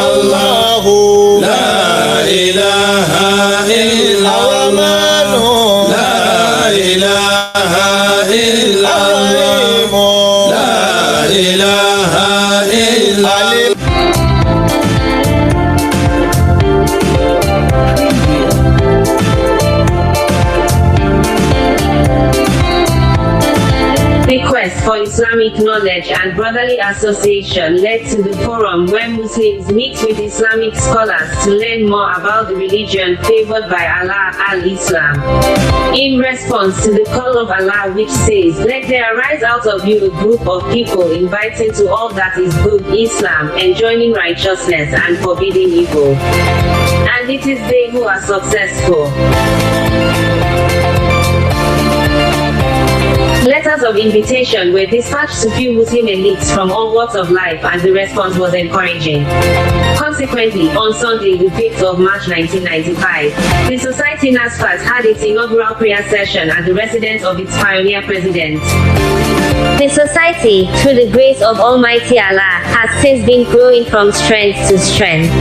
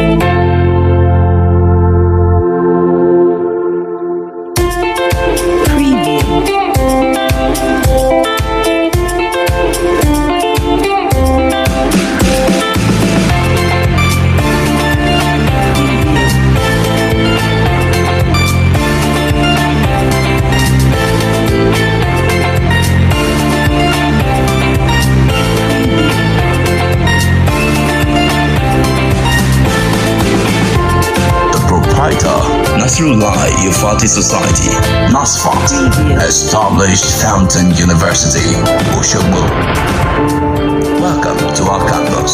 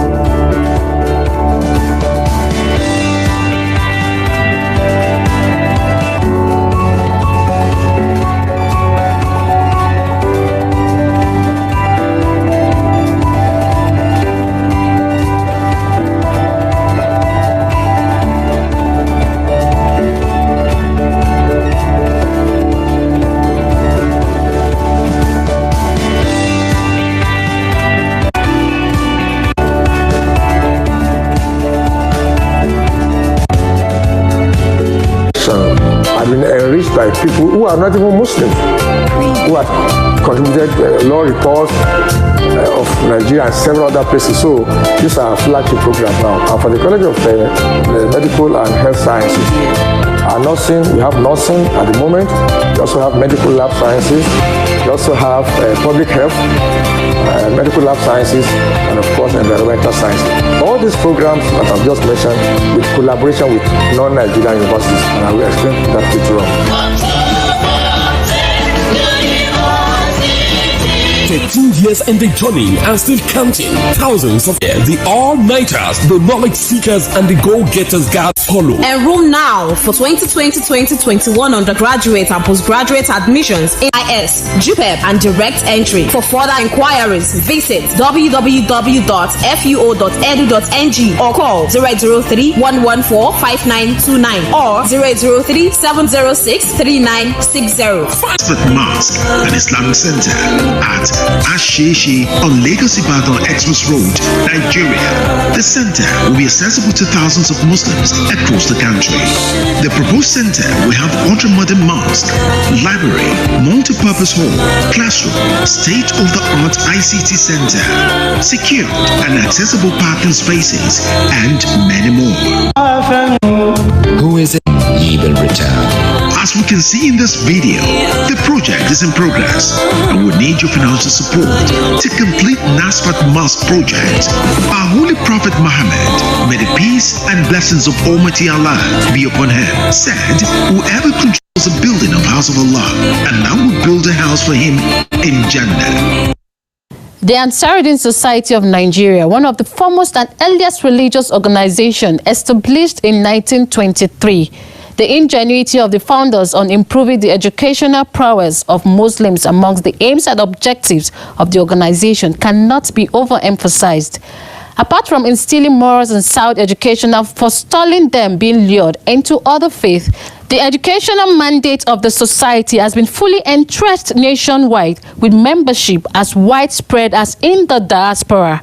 ANSAR-UD-DEEN Society of Nigeria was founded by just over 40 young Muslims who received their education from Christian mission schools. Young men tutored in Christian schools, and 23rd December 1923 to formally establish the Young ANSAR-UD-DEEN Society of Nigeria. ANSAR-UD-DEEN Society is not just any religious civil service, and the bureaucracy in the civil service was also introduced into the society, and I can tell you that has helped in the sustenance of the society up to today, because things are done with process. There are processes to follow. And we must always show gratitude to this family.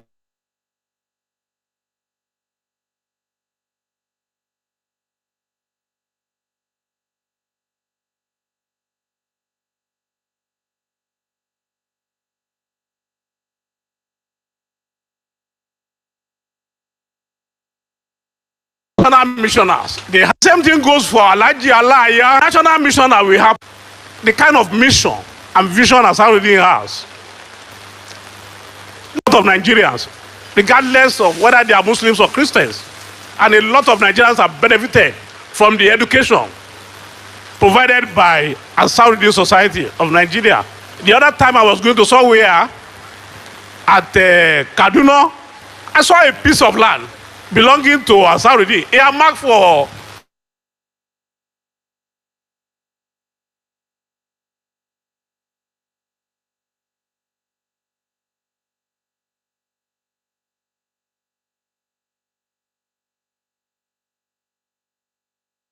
so the same thing you find in the southwest or other parts of the country.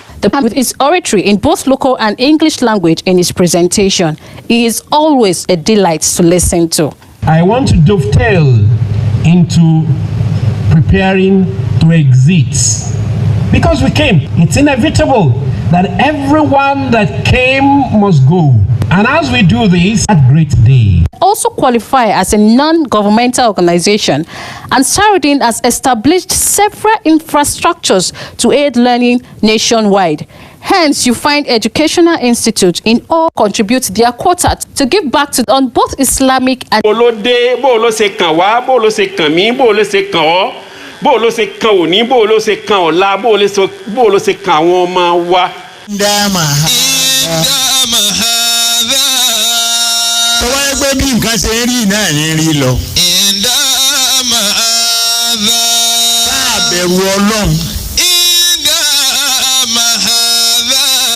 the Igbos, and even the Arabs, the foreigners from the embassies and from different places, they pray in ANSAR-UD-DEEN mosques. We do give sermon on whatever we have on ground.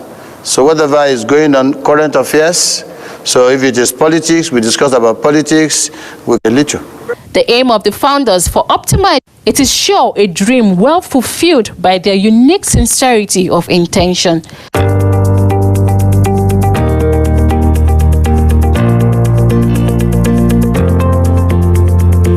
Summit University of until you understand. That is our problem now. So to one who have their members at heart with an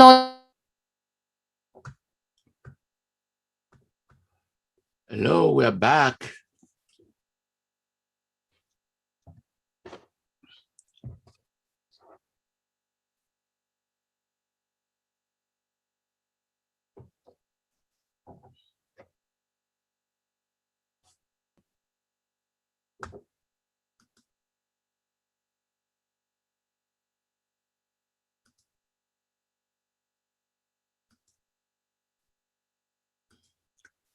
Let's wait for the Imam to join.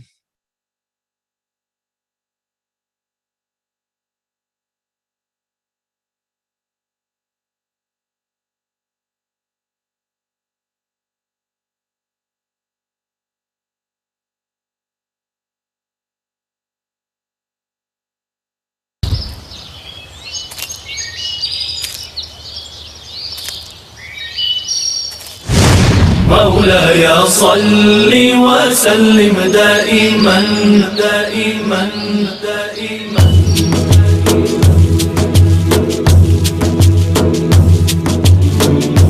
دائما دائما دائما.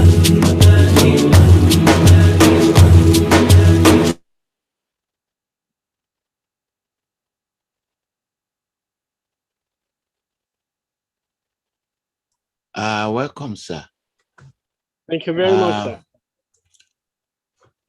Is Professor Nala there? Professor Nala, are you there? Can you hear me?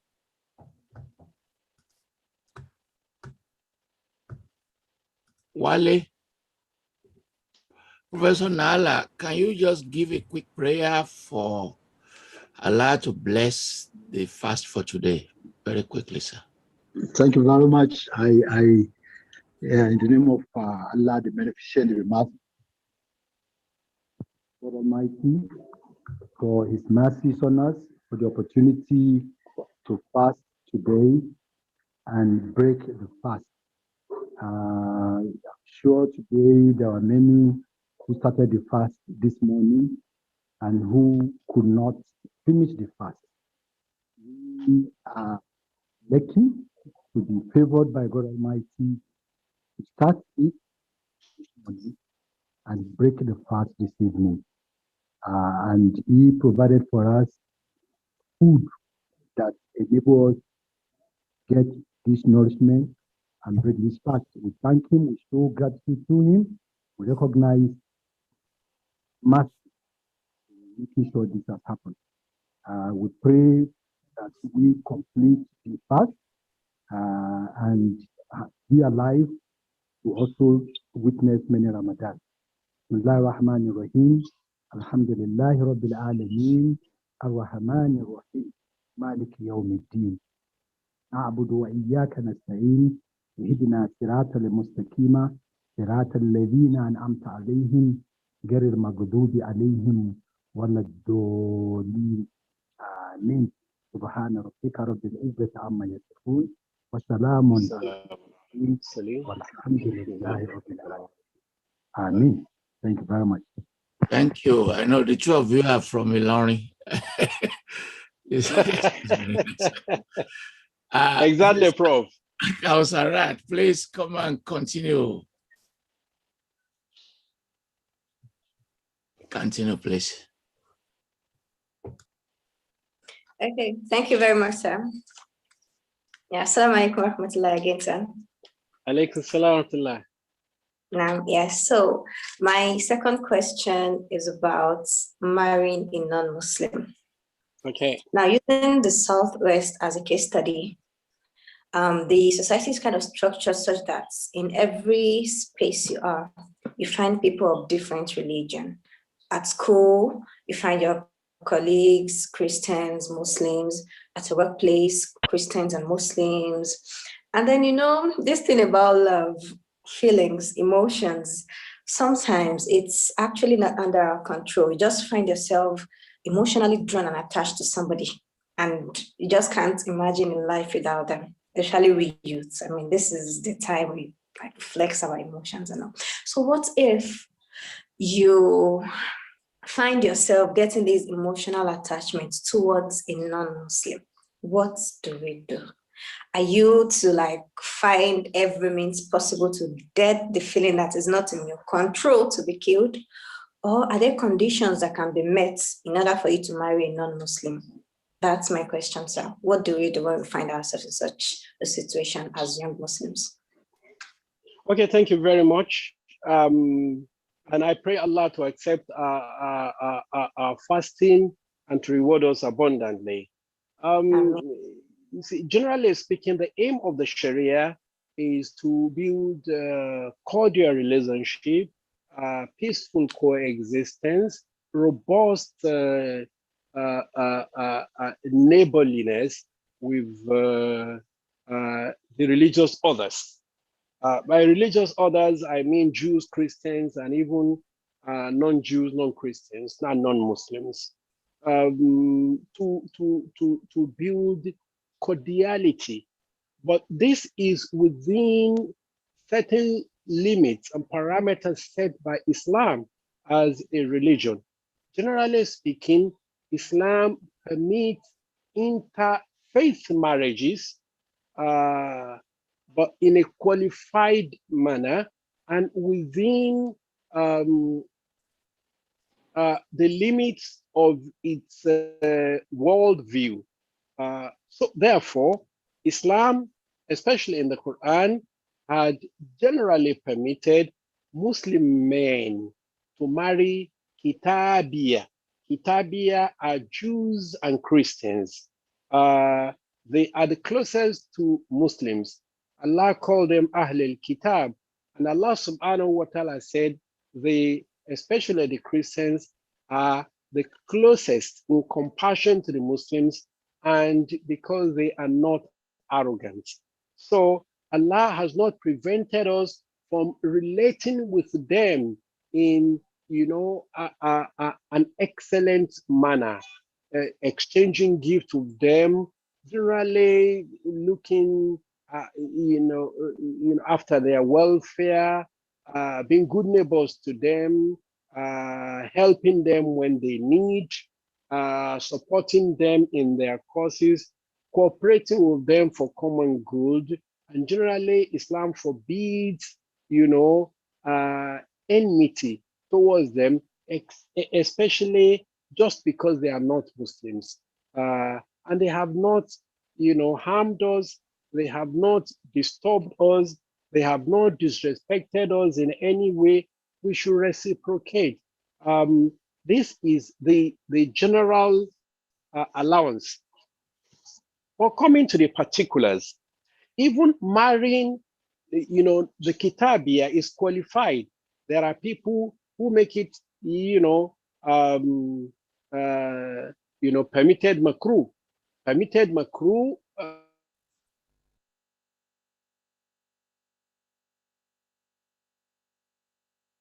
What I mean by is, well,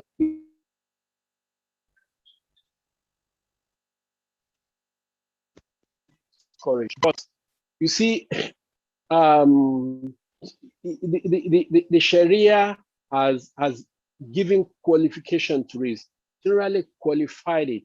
That is, a Muslim man can marry Kitabiya woman when they are living in an environment where Islam is dominant, where Muslims are in majority, and both of the parents of the woman must be, Muslims, Christians, as the case may be, and that there are, limits that are delineated, agreements are reached. So there is an understanding, there is a contract sort of. The contract must include that the woman will be free, to practice her religion, based on her conviction for as long as she wants to, and the man will not hinder him. There will be such an agreement that the children will be allowed to practice Islam, and that the woman will know what is haram and will not feed the man of what is haram. And once this could be, observed, there are a number of scholars who have permitted it. But, the Quran has prohibited women, generally speaking, from marrying non-Muslim men. This is based on the worldview of Islam. And this is based on the fact that it will reduce tension to the greatest, to the barest minimum. The saying is that a family that prays together stays together. A family that prays apart stays apart. Children will have confusion. They could be raised with conflicting worldviews and so on and so forth. So whereas Islam permits Muslim men to marry non-Muslim women based on a number of conditions, Islam prohibits Muslim women from marrying non-Muslim men. Now you asked about love, you ask about, generally speaking, we're talking about faith, and we're talking about the limit that is set by Allah subhanahu wa ta'ala. It is definitely a choice for the individuals that are concerned, whether on that matter, in that point in time, they want to obey Allah and His Rasul, or they want to disobey them. Absolutely.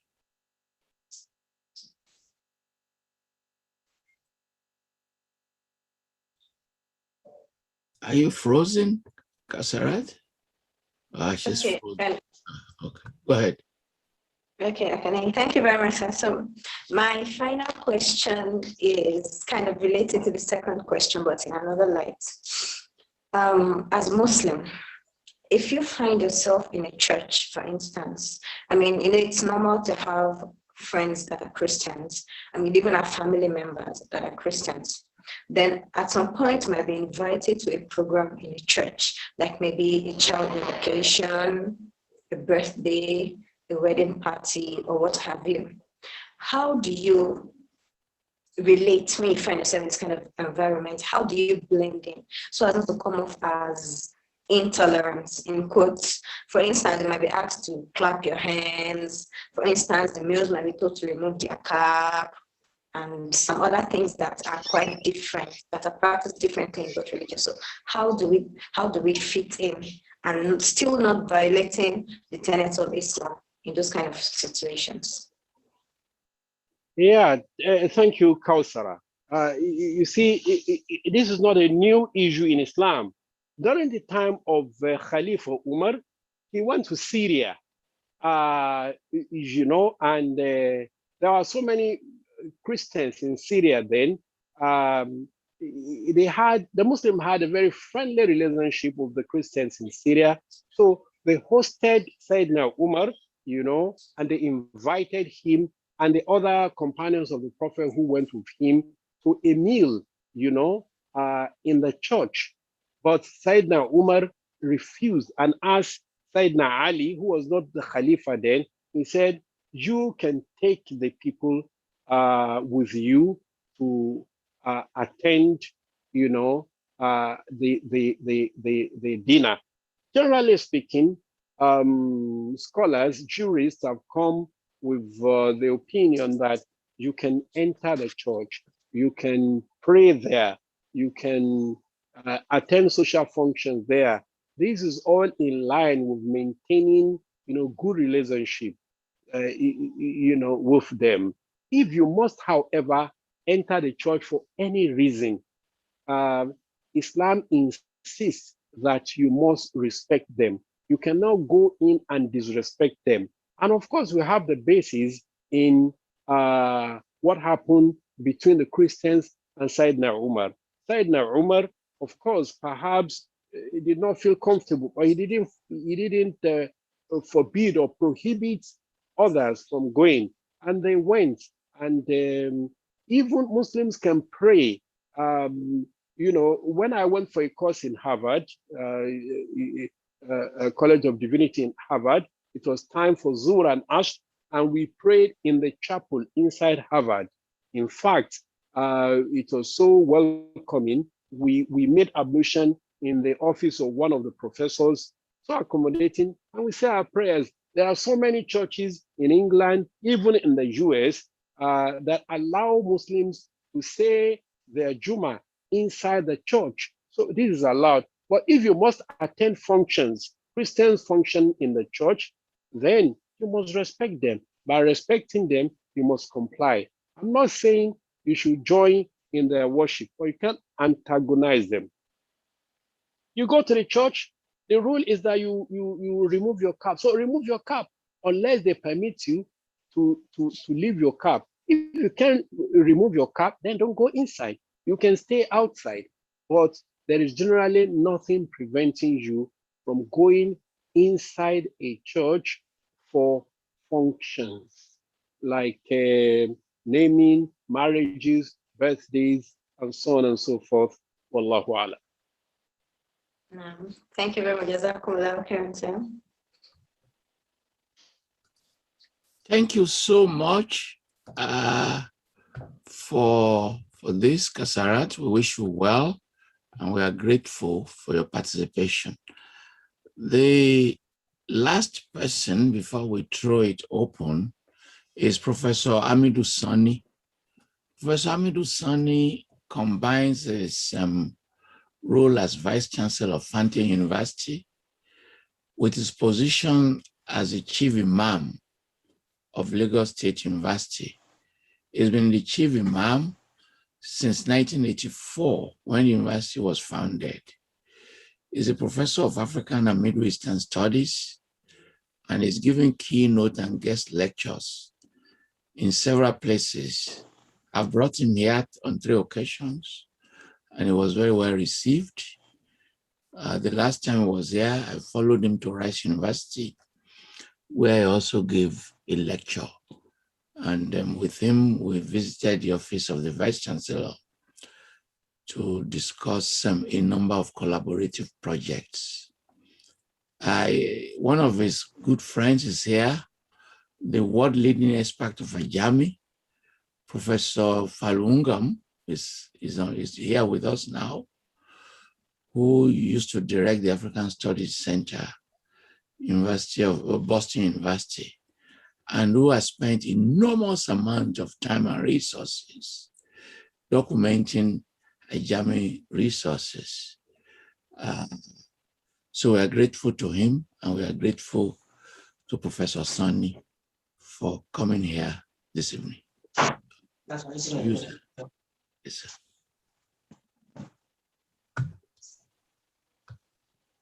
Well, I want to thank Professor Falola for this wonderful platform which he has given to the entire Muslim world. And for those of you who don't know, that Professor himself has a very good and sound background in Islam. So I won't tell you his Muslim name tonight. Well, my question is this. A familiar proposition is that religion must be separated from politics, or separate state from church, or state from mosque. I want to ask Sheikh Ahmad that what is the Islamic viewpoint about this idea of separating religion from politics or state from, of course, you often hear the statement that, okay, give unto Caesar's what is Caesar's and give unto God what is God's. But of course, we know that in Islam, according to Quran, chapter 6, verse 38, it says that every aspect of human life is encapsulated in Islam and of course in the Quran. So what is the Islamic political system, or what are Islamic political systems?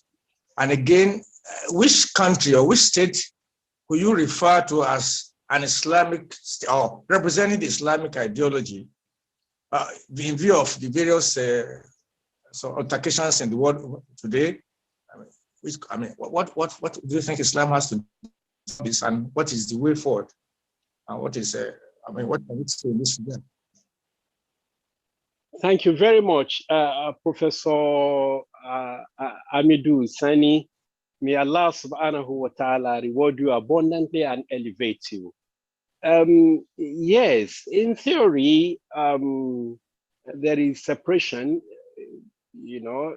between religion and politics. In theory, since the Renaissance, this has been the push, because the Roman Catholic Church had held sway in the world, and some people rebelled.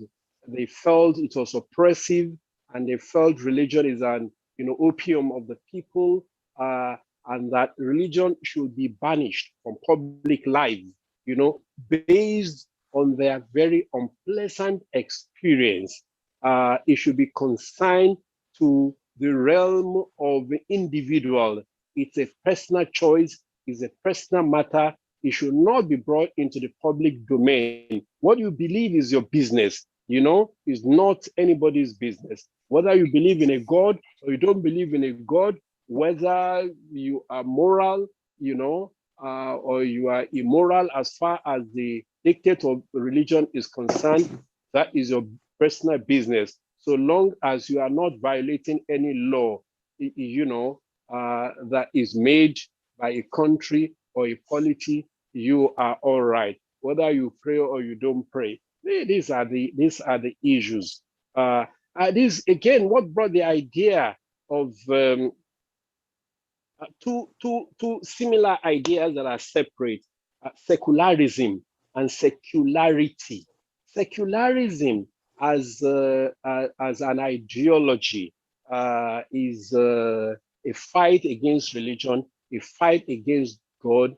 It is, about, look, consign religion to the private space. Don't bring it into the public space. Don't intermingle religion with politics, because it has no contribution. It has no place whatsoever, And There is the idea of secularity, which is, creating a level playing field for religion. Of course, the reality in the world today is we have not been able to achieve this so-called theoretical separation between church and state. Even in advanced democracies, there are nations that claim to be under God. There are nations, that claim to have to be founded on the principles of Christianity or Judeo-Christian values, even though in theory they claim to be secular. Nobody today can afford to consign a religion or attempt to, remove religion from public space and public influence. Has been largely unsuccessful. There has been limited success recorded in terms of not, funding religion with state resources. Yes, to an extent, some countries have been able to achieve this, but every politician, even in the last election in the United States, the Pentecostals play a very, very prominent role.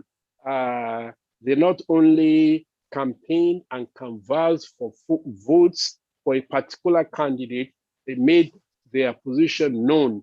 And some of the election issues also border on religion, whether abortion should be allowed or not allowed, or so on and so forth. So there had been attempts throughout history to separate religion from politics. As far as Islam is concerned, the question of justice and fairness and equity is also paramount to Islam in terms of governance, the guaranteeing of the rights of people who, decide to subscribe to other religion. They are either Ahlul Dhimmi, or they are people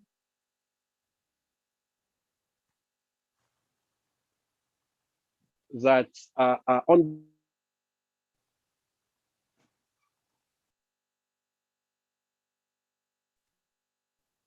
over time, we have had to deal with. But Islam insists that, religion is part of politics and politics is part of religion. But here we must be very, very, very careful.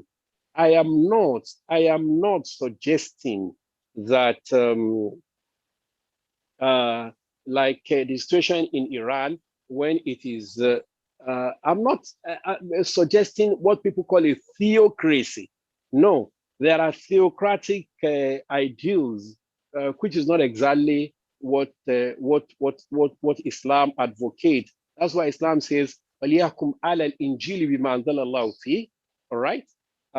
Let those who are given the Injil, the Bible, judge by that which Allah subhanahu wa ta'ala has revealed. In other words, Islam allows a plurality of religion, plurality of views, and a thoroughly pluralistic legal system in a pluralistic society. This is what Islam advocates, rather than fight against religion or the imposition of secularism as a state ideal, which tends to remove religion, derecognize religion, and oppose religion. This, Professor Hamidou, is my reaction. Well, thank you very much, Sheikh. Well, and this particular response actually dovetails into my next question, which of course you have given some hint about. And that is the idea in the Nigerian media, and as a matter of fact, the world media, so to say, that Nigeria is a secular state. The idea of secularism means a state that has nothing to do with religion. Whereas in reality, Nigeria is a multi-religious nation, whereby government gives some attention, even some patronage to Christianity and Islam, but of course, arguably, evenly, so to say. But again, so This has to do again with the media itself. The media has continuously misinformed, either from out of ignorance or out of mischief. Currently we have this clamor or the disputation about Islamization of Nigeria or Christianization of Nigeria. And of course, the third part is the question of marginalization. And the question would then be, who is marginalizing who? The Muslims see Christian as having a higher upper hand, and vice versa as well. So my question now is that across the tribal, religious, and political divide, there is this clamor, there is this question of protestation about marginalization or one side as having an undue advantage. What do you think is actually the reality? And do you have is this the question of perception versus reality or what? And what has Islam got to say about this? Thank you very much, Prof. Islam is about justice. And that's why the Quran says, كُونُوا قَوَّامِينَ بِالْقِسْطِ شُهَدَاءَ لِلَّهِ وَلَوْ عَلَىٰ أَنفُسِكُمْ. Be ye staunch in justice, witness for Allah, even if it is against yourself, even if it concerns your parent, whether the parties concerned are rich or poor. You know, Allah subhanahu wa ta'ala commands justice. I want to posit that religions don't fight. Religions don't fight. It is adherents that fight. And in most cases, they claim to fight for religion, whereas they are hiding, they are seeking shelter under religion to advance, you know, their own selfish aims. Selfish aims. That's what they are doing. That is what they are doing. Now let us look at you know, secular. I've started to look at secularism. Those who claim that Nigeria is secular are mischievous because they know it is not. It has never been. Secularism as an ideology had never been part of the Nigerian system. If you say secularity, I accept. And secularity is an idea that is distinct from the ideology of secularism. The difference is that secularity creates a level playing field, you know, not allowing one religion to gain undue advantage over the other by, you know, enjoying, you know, undeserved state patronage that others do not enjoy. This is the idea that is compatible with the Nigerian society, and this is the idea that the Constitution suggests. That the Constitution has stipulated in its provision that Nigeria should not declare a state religion, does not, by any stretch of imagination, you know, suggest that Nigeria should fight religion, should antagonize religion, should banish religion. What it is saying is that no religion should be given advantage over the other. They have equal right, including, you know, even the so-called traditional African traditional religion. You know, and they enjoy patronage from government. I know this. They do in Osun, they do in Oyo, they do in Undo, they do in Ekiti, they do in Lagos. They enjoy a lot of patronage. Of course, I know this. I know this very well. And this is the spirit of the Nigerian Constitution. As to marginalization, it is not restricted to religion. It is something that I don't know how it is an attempt, you know, to wire something that is alien into our DNA. It is rivalry. It is mutual suspicion. And this has, you know, been in our bloodstream. We have always been fearing, you know, domination from others, whether, you know, in terms of ethnicity, in terms of religion, or in terms of even political ideology. You know, there are the conservative, the Nigerian political space. There are the avowed conservatives, and the so-called liberals, the so-called progressives. It has always been. There is a pattern, and in Nigeria, we only have what they call few swing states. Particular states, they will go with particular shade of political ideology. That has been since independence, and gladiators will move. The dearth of ideology in Nigeria exacerbates the mutual fear of domination. The Yorubas are afraid the Northerners is going to dominate them. The Easterners are afraid of domination. The fear of ethnic domination is what is driving all this hysteria about Christianization, Islamization, Northernization, Ibolization, and all these pseudo-intellectual constructs that are enjoying currency in the Nigerian media space. Unfortunately, for us, the Nigerian, media is not disinterested. Of course, we'll continue to talk about ownership and control. It is those who own the media that control the content. They feed us the content that they want us to know. And it is just like, what Murdoch said recently about the US election and Fox News. He said, well, they know they are lying. They are not there to report news. They are there as a business. So they continue to tell them that Trump has won. And they know that people with low IQ will latch on to that. They said, well, Fox is not a news channel. If you want news and you want the truth, go to CNN. But Fox is business, and it is what will attract, advertisement that Fox News will.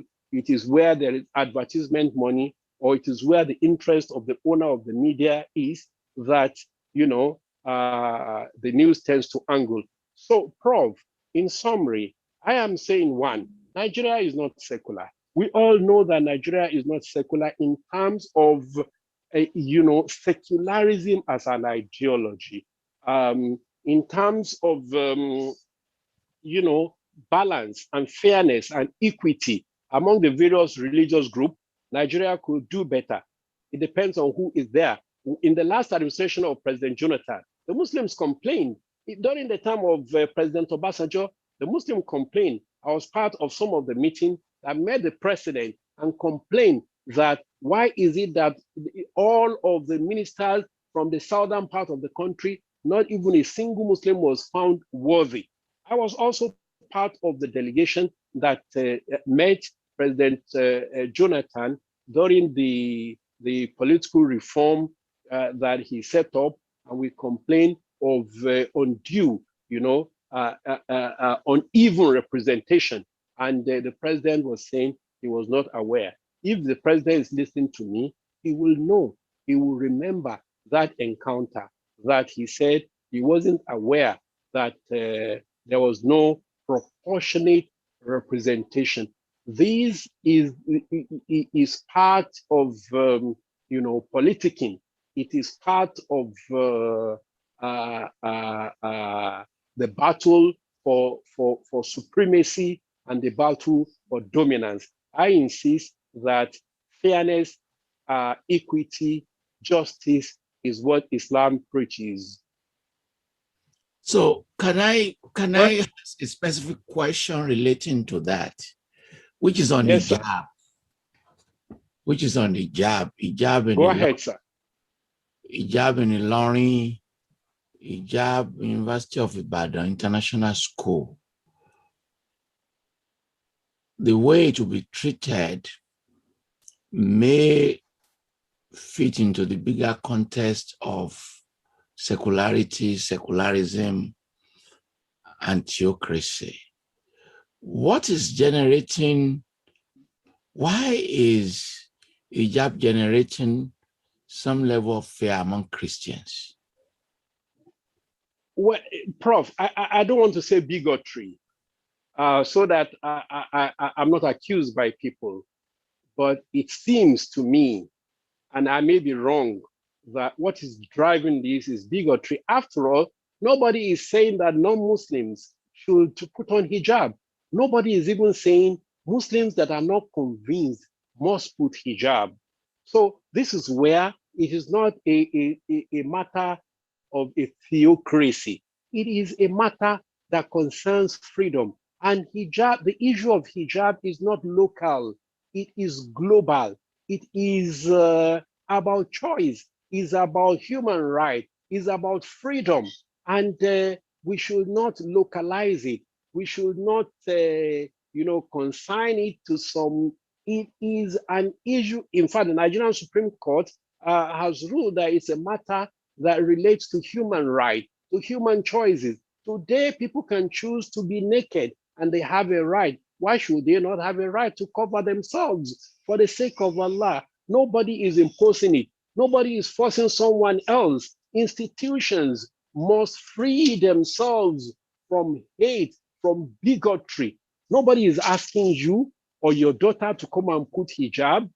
What we are saying is that those who are willing, those Muslims who are willing, we're not even saying all Muslims must. What is your problem? What is the relationship between hijab and intellectuality or contribution, to national progress, to the national discourse? It practically has nothing to do with it. It must not be reduced to the issue of, rivalry or an attempt to Islamize. Nobody is Islamizing any other person. All we are saying is allow Muslims who choose to dress according to the dictates of their deen, to dress the way they want to dress. We even allow, okay, we are ready to negotiate. You want a dress code. This is the particular hijab that you want. Yes, we'll design it, we'll conform. So what is the problem? Thank you, sir. Professor Sani, continue. Professor Sani is frozen. No, I'm on. Please go ahead with your next question. My last question, actually, more or less, there was one point Professor Falola raised earlier on, and I wish I want Sheikh Ahmad to address now, that the Muslims are not blowing their trumpet, if I may use that phrase, in terms of what they have achieved in the past, or in terms of what they are achieving now, what they plan to achieve in the future. Now, the media has never been known, generally across the world, to be favorable to Islam. And don't you think that the Islamic Ummah deserves more now than ever before, a very strong and professional media? And I'm very much about professional. So, and that is one thing you want to address, because it was raised earlier on that. So that if you have a very professional media and competent one, efficient for that matter, issues that affect Islam and the Muslim can be adequately covered. But my real question, actually, the last one is Nigeria a failing state or a failed state in view of the current spate of insecurity all over? So, and this leads me to the issue of, Islam is peace. We know that Islam commends peace and whatever. But we know the issue of Boko Haram, Shabab, Al-Qaeda in Maghrib, whatever. All these are issues that are anti-peace, whether we like it or not. And the victims, as you probably have heard earlier on from Mariam, the victims and the perpetrators have been largely Muslims. So, and now, given the Nigerian context now, what is happening in Kaduna, what's happening in Abuja, and all over the East, there was this judicial pronouncement freeing al-Zakzaki over 2 years now. And the government fails. The rule of, I don't know whether the rule of law is actually being observed or not, but the representatives, our government is made up of people of either religion. So my question now is that, what is the way forward? And what has the Nigerian state actually failed? And if it has not failed, is it failing? And what do we need to do to make it come back to its feet? Thank you very much. Thank you, Prof. Let me answer. That's multi-barrel question. Let me just see which I could capture and answer. First, let me tell you, Nigeria may be failing, but certainly Nigeria is not a failed state. That's why we are still doing what we're doing now. There is insecurity in the land. It is unfortunate, very, very unfortunate. And this is driven by the insecurity, the state of insecurity that we have is driven by a number of global factors, a number of factors that are, not really within Nigeria. There are a number of external factors that are driving these. First, without making excuses, nobody can make excuse for incompetence, for slow response, or for lack of response, or for lack of proactiveness. I'm not making any issue for that. Before I go for that, let me say that it doesn't matter who is in government, whether he bears a Muslim name or he bears a Christian name, he bears a Babalawo name, it doesn't matter. It really doesn't matter. We will interrogate his performance, and so we will not be bribed by the name he bears, or by the way he dresses, or by his ethnicity. We will evaluate him on his performance and his impact and the fulfillment of his campaign promises. So before people start to read meanings, but let me say this, that the situation in the Chad Basin is having a lot of impact on insecurity, within the sub-Saharan Africa, within the Maghreb, within the sub-region. The drying up of the Lake Chad has affected, livelihood and lifestyles. Climate change as a global phenomenon is affecting many parts of the world, and the dominant economic reality is very harsh, is very, very unfair. That is also affecting, insecurity around the world. Of course, there is also a number of flag operations, and the fact that certain multinationals. But before we start to blame,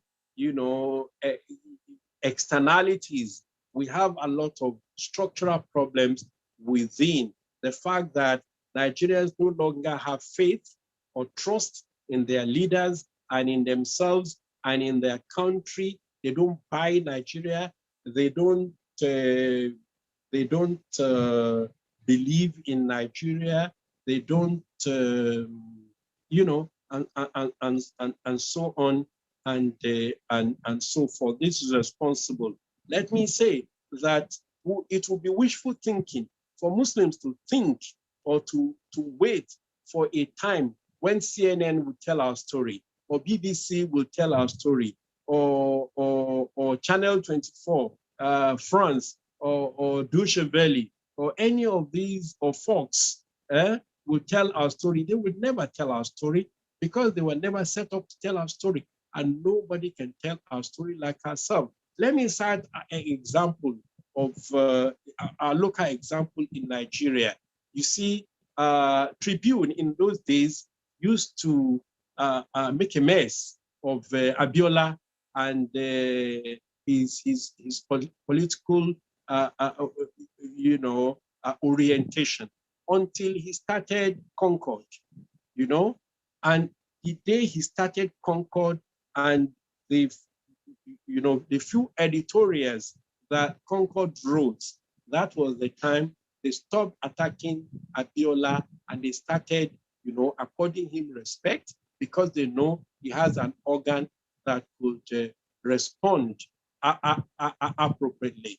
For as long as, of course, Al Jazeera is giving the dominant, media a run for their money, CNN, BBC, and all. giving them the run for their money, even though Al Jazeera is not entirely Islamic, it's not an Islamic voice, it's an alternative business, pushing an alternative view. It is not exactly an Islamic view, and it is not exactly telling our story. It may be relatively less hostile to the Muslim community and the ideals of Islam. But until we undertake to tell our own story from our own perspective by our own people, you know, using our own fundamentals, the situation will remain the same, and others will never blow our own trumpet because they have so many trumpets to blow. As to what is happening currently in Nigeria, Islamization and ultra hate. One thing I want all of us to know is that the ADL in the United States is a Jewish lobby, undertook a research. You know, they draw the hate pyramid, and in that research, very extensive research, what they discover, the conclusion they reach is that, you know, the precursor to genocide is hate speech.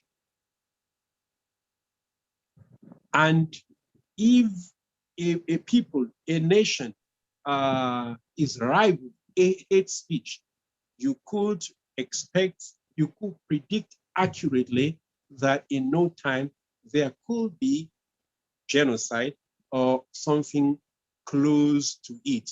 We must not construct the story of Nigeria in a manner that will appear to set one region against the other or set one religion against the other, you know, and we are feeding people, according to Murdoch, whose IQ is low. They believe everything that is in the media, even if those who are pushing those content know that it is a lie. And of course, the politicians are, you know, it is just about winning the next election. It doesn't matter how they get there. This is a time in Nigeria when we need statesmen. Politicians appear to have failed rather than the nation being failed. We need statesmen to pull us from the abyss that we are daily sinking into. We need people who believe in Nigeria, who will galvanize, you know, the people towards unity, towards progress. Those people who will not exploit our fault lines, emphasize our differences, set one against the other, and generally exploit our ignorance, our inexperience, our inactivity, you know, our lethargy because of the short-term political gain that they have in view. Prof. Sir, this is a few of what I could respond to from the barrage of questions that you have thrown at me. If there are particular ones you want me to respond to and I have not captured, you can please let me know. Thank you, Professor Ahmadu Sani. Nice to give the remainder of our time to members of the audience. Greetings, Sheikh from Costa Rica, from Rina Caceres, and Professor Paul Lovejoy. Professor Paul Lovejoy studies Northern Nigeria and studied the Hausa people, and is very famous. We call him Saki, he's a Sokoto man. He's listening to this conversation, and he extends his greetings to you from Costa Rica. So now the way we are going to do the questions, there are so many. We will plead if you get fascinating questions to answer them. We've done a lottery. We'll take 2 questions that were sent. And after those 2 questions, some people send me questions to my WhatsApp and my email. I have to apologize. If you are here, I'm not going to read your question. You have to ask your question yourself. to check after the lottery. We call Obina Akara to ask the questions that were sent before the interview, and we're limiting him just to 2. Obina, please go ahead.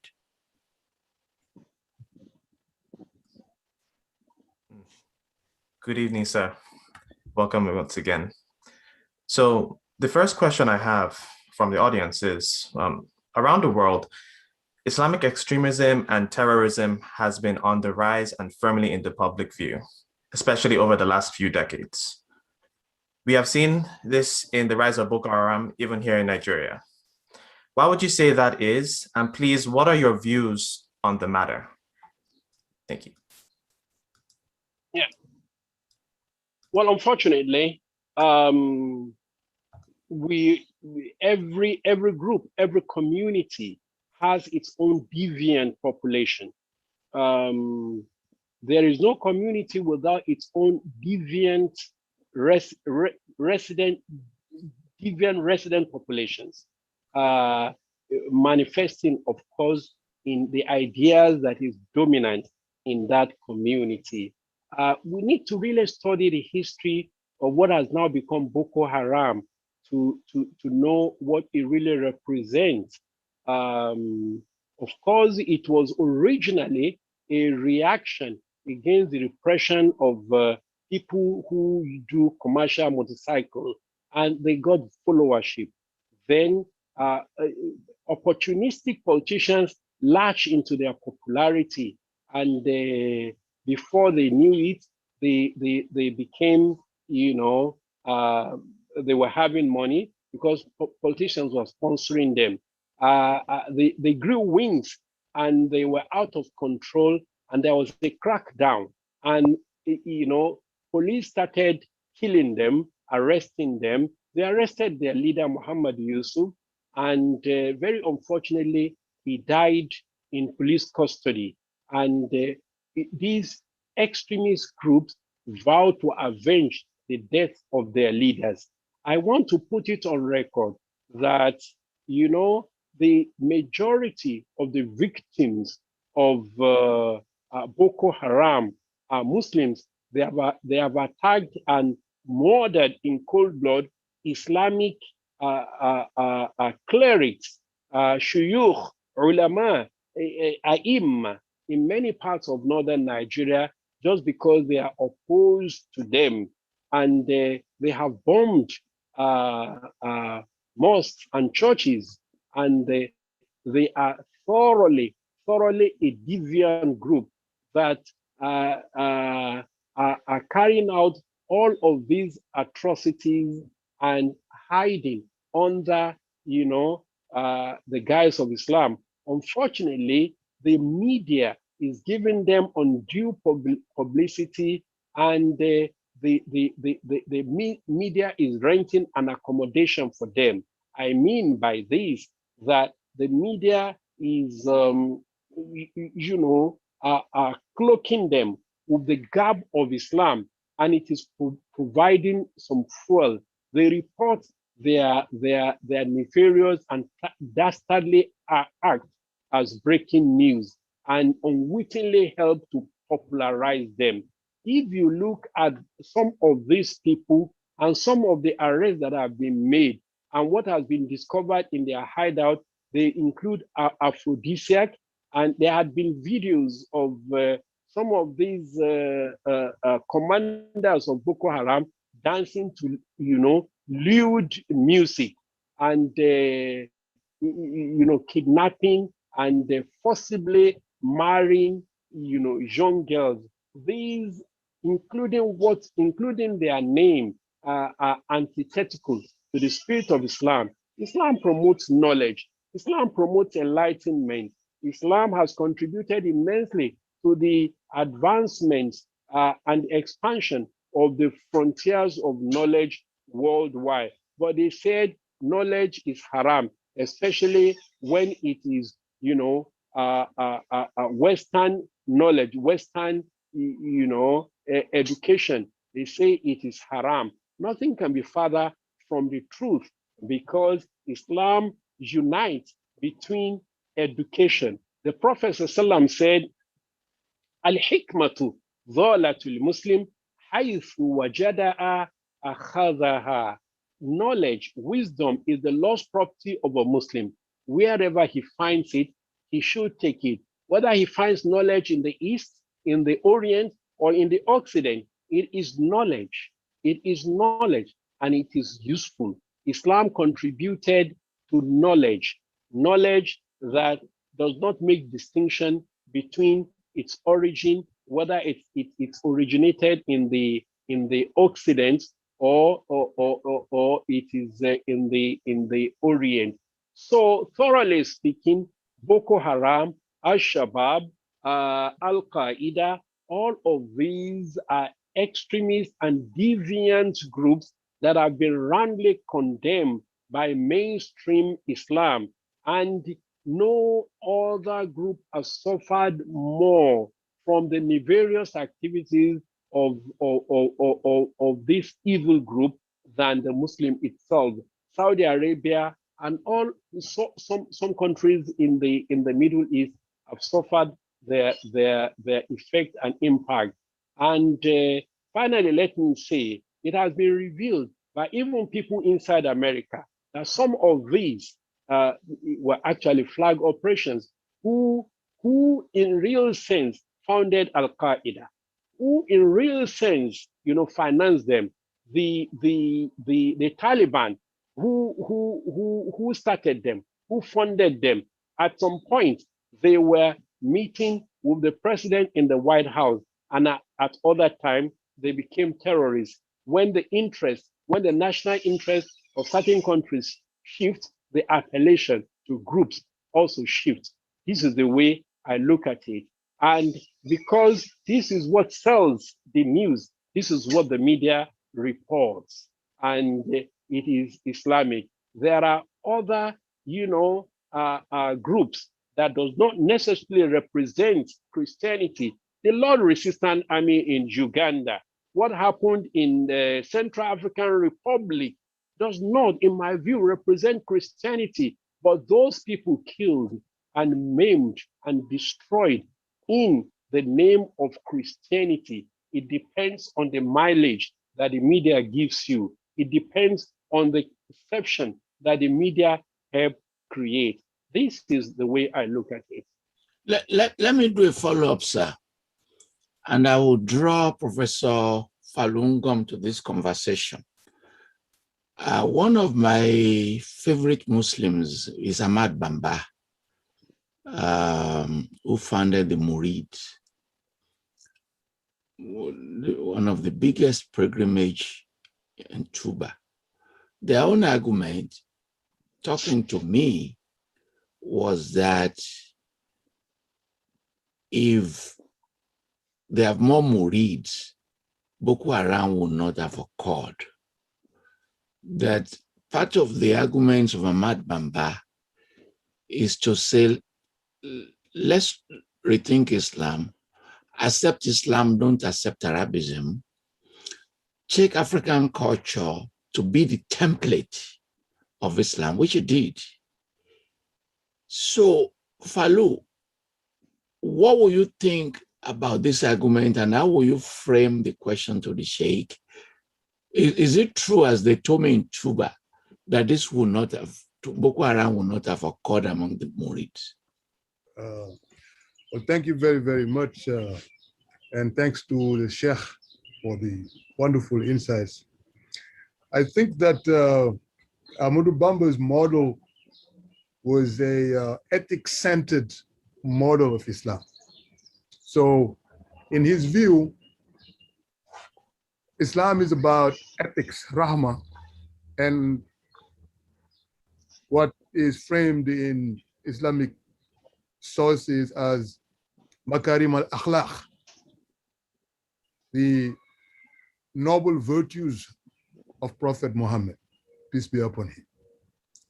And so in Ahmadu Bamba's view was that his society was being destroyed by colonization, and that people were bewildered But to heal the people and heal society, you have to heal the people themselves by making ethics, morality, those so-called beautiful virtues that Prophet Muhammad taught into the core principles of what Muridiyya is about. In that way, he was able to incorporate illiterate people, adults who had passed the years to attend Quranic school, people who were former soldiers in the War of Kingdoms, people who were very used to killing people. And he thought that the best way to ingest in them moral virtues of Islam was to look at the local virtues that had parallels with Islam. So virtues of, say, sabr in Islam, which is translated incorrectly, I believe, by many scholars as perseverance, but sabr means more than perseverance. It's the ability to endure, the ability to forgive, the ability to struggle internally for a betterment of yourself and your community. So what Ahmad Bamba did was he looked at the local moral philosophies and he saw virtues that mirror those of Islam. And he elevated them into religious obligations. And he produced poems, he produced documents that conveyed these virtues and made them the core of his teachings. And in so doing, his teaching was not strange for the people because it resonated with what they already had. And that's what really brought the Murids together into a powerful force that the French could not destroy, because even though Ahmad Bamba was deprived of freedom for 32 years, he had already made ethics the cornerstone of his teaching. So I think that's probably the reason why extremism, at least militant, violent extremism, would be very difficult to arise within the Murids because of the way Ahmad Bamba elevated ethics into religious obligations. And finally, maybe one note, in the teachings of the Muridiyya, both in the Qasaids and the Ajami sources, when stories of Ahmad Bamba are told, the injustices he endured for the 32 years, Murids cry and enter in trance. But there is no animosity, because in his teaching, he has also emphasized what the Murids call sanctified suffering.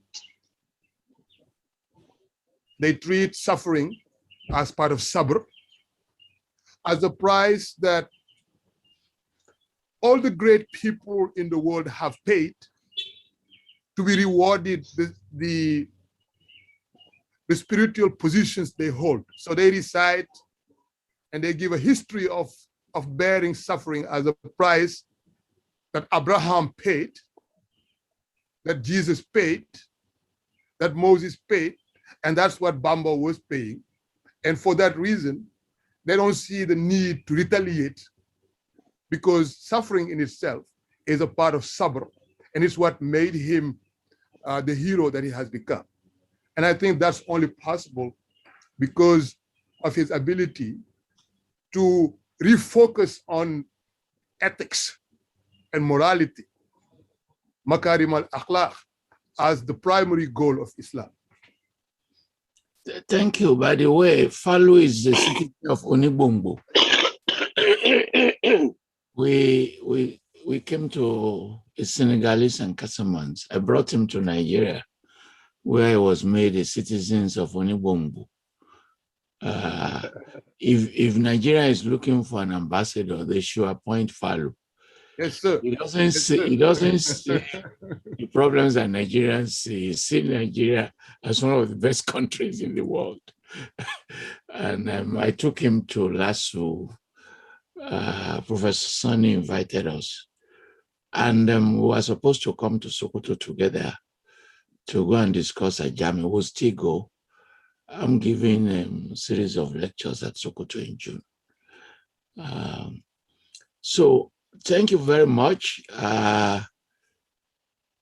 Can we ask the second question, Obina? The Imam doesn't have to respond to the comment. Obina, please go ahead. Oh, yes. So, sir, this question is about tolerance, especially in Nigeria. So tensions are quite high in the country. In relation to what some of our earlier conversations, Nigeria has historically witnessed bouts of religious violence and persecution all over the country, some possibly even bordering on genocide. As such a diverse state that Nigeria is, with its diverse combination of people, how do we face these issues? Thank you.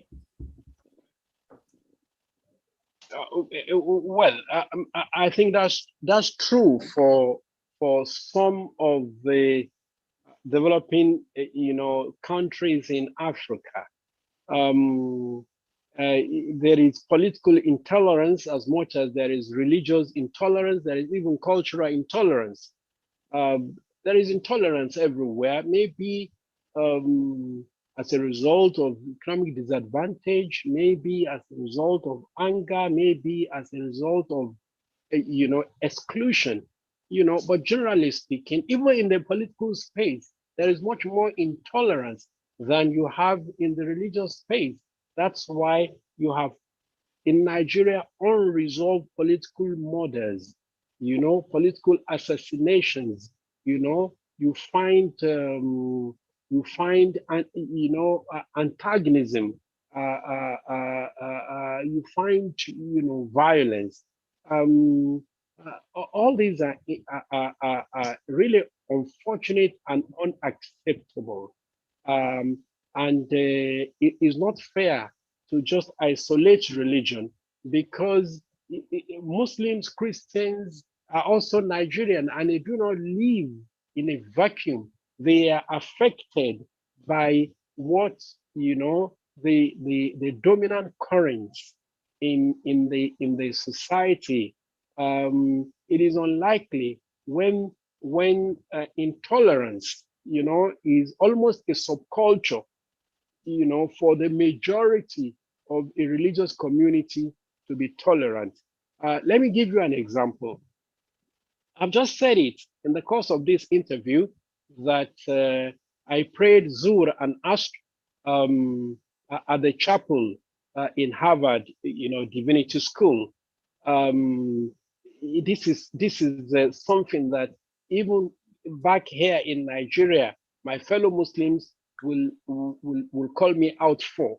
Praying in a church, and in the US today, if you go to Maryland, you go to Washington, there are many churches that welcome Muslims on Friday to do their Jummah. That is not a culture, within Nigeria. And they are still same Muslims, of course. So there are instances when truly it is Muslims that demonstrate this intolerance, and there are instances where it is the Christians that demonstrate this intolerance towards the Muslims. In any case, intolerance is evil. It's something that we must collectively fight against, and there is no justification for it. It is not the way to go. If we are offended, we should decide to forgive, mutual forgiveness, and this is what we need. But we need the right kind of leader to set the ball rolling. Leaders who are honest, who are patriotic, who are nationalistic, who are altruistic, who will lead the way and galvanize the people. I think at this point in time, this is what we need. So, sir, Are you suggesting that instead of talking about political restructuring, we talk about moral restructuring? Prof, we need to restructure through and through. You cannot restructure the body while the mind is dead. It is just like a panel beating a car, which engine is not functional. We carry a lot of baggage with us. We are sometimes irascible. We have very short fuse, and generally speaking, not many people think deeply. We are not analytical in the way we interact with one another. We are like yokels, very susceptible to manipulation. And these are issues we need to look at. If you look at the fear of domination, it is even within, the same town, the same ethnic group. Prof, you remember when states were created in the Southwest, and from Oyo State, they created Osun, and you remember the kind of animosity, that creation of state occasion. Civil servants were asked to go back to their country. The sharing of assets that were jointly owned before became a matter that degenerated into bickering, into insult. So this is telling us that there is something wrong with the way we see one another, with the way we relate to one another, and that is something fundamental, even within local governments. All right.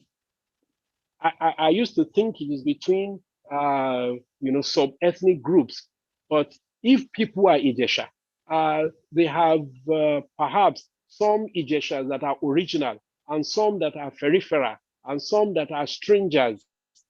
Ijebus have the same thing. So what are we talking about? We have not learned to accept one another. And this restructuring, political restructuring, is only to the advantage of politicians. The mass of the people will not benefit anything. It means, of course, there will be more legislators, that there will be more state governors, that there will be more senators, and there will be more money for people either to embezzle or to do whatever they like with it. Prof, this is my thoughts.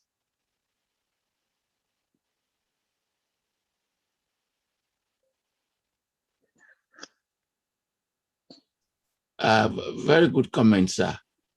And Professor Tunde Babawale has been with us here from the beginning. For 8 years, he was directing the Center for Black Culture and Civilization, where they were trying to address some of these ethical issues, value issues in relation to development. So Ganiyu Sikiru, sir, Ganiyu Sikiru, please post your question. Ganiyu Sikiru, you've been raising your hand for a long time. Sheikh, can you highlight him? While looking for him, did you get hold of him? Adam? Yes, sir. You need to start his video. He needs to start your video. Okay, Adams, are you there? Adams, okay, please, your question, sir. Unmute yourself, sir. Okay. Bismillah ar-Rahman ar-Rahim. Assalamu alaikum, Sheikh. How are you? Fine, thank you. Yes, this is one of your listeners in Nigeria then, when we were at Egbeda. Thank you very much. You're welcome. My question is this, sir. I want to quote you and ask my question under that. And you said nobody can tell our story like ourselves. Exactly. What is now your view to the scholar who criticize each other every day in Nigeria today? Are they not the type of the scholar to say more of our story? So who is going to tell us our story now? No, certainly we cannot charge them, and they are not interested in telling our story. because they do not believe in us. They believe in their individuality, and they do not represent our history. They do not represent our character. What they are doing deviates from who we are. What they are doing is not in our name, so they cannot tell our story. Okay. Thank you, Mr. Adam. Number two. Oh, you have an. Go ahead, sir. Go ahead, sir. Yes. Number two, sir. It has to do with, in America, I do not know some other part of, but in America, I based in Minnesota here. But my question is, if I want to get a house, it's not like Nigeria, I can just tell the government or go to anywhere and buy a land, then start building my house. But here, you will have to follow some procedure. But as Muslim, I cannot just buy a house here. It has to be a mortgage, true interest, all those things. What is Islamic view on this? How do I save myself from this and get a house for myself too? Yeah. I know in Minnesota, there is a thriving Muslim community. I believe you should get organized. Very fortunately, the American society is liberal. It recognizes your right. Once you get properly organized, and you have the expertise and the financial muscle to start a non-interest mortgage, once you convince the regulators, they will allow it, and that will save you. But meanwhile, if that is what you can put up with, just know that you are not doing what is right, and be prepared to do what is right, and ask for forgiveness and do tawbah. So the Somali in Minnesota area, they have been rated as one of the best in collective savings. Yes. And their stories have reached various newspapers. Yes. I know that within, banks, they exist to collect their interest. So issues of mortgage may be problematic. But thank you, sir. I recognize Chido Onuma, a prominent journalist. He wrote the famous book, We're All Biafrans. Chido, please ask your question. You have to unmute. Okay, thank you very much, Professor Falola. Thank you, Imam Ahmad. I've been following your input intellectually in the development of our country, and it's a great pleasure listening to you on this platform. The question I want to ask just simply is that being Christians shouldn't make us Europeans, just as being Muslims shouldn't make us Arabs. In the light of that, and since we are discussing Islam and considering your own pedigree, my focus will be on Islam. Would you say we have done well in that regard, vis-a-vis how Nigerians, the Muslim community, well, it's not every Muslim, but at least we see it happening every now and then, respond to issues that happen in other African countries. It's worrying for me that as Nigerians, no matter our religions, we are not Nigerians first before anything else. I'd like to get your take on that. Well, absolutely, we could do much better than we're doing currently. And I don't think we could isolate the way we respond to religious issues, because that's currently who we are as Nigerians. We have a background of, deep-rooted ethnic suspicion. These are some of the foundations that are, or seeds that have been sown from the terrible experience of the Nigerian Civil War. It does not affect just the people from the eastern part of the country, but from all parts of the country. There is no trust.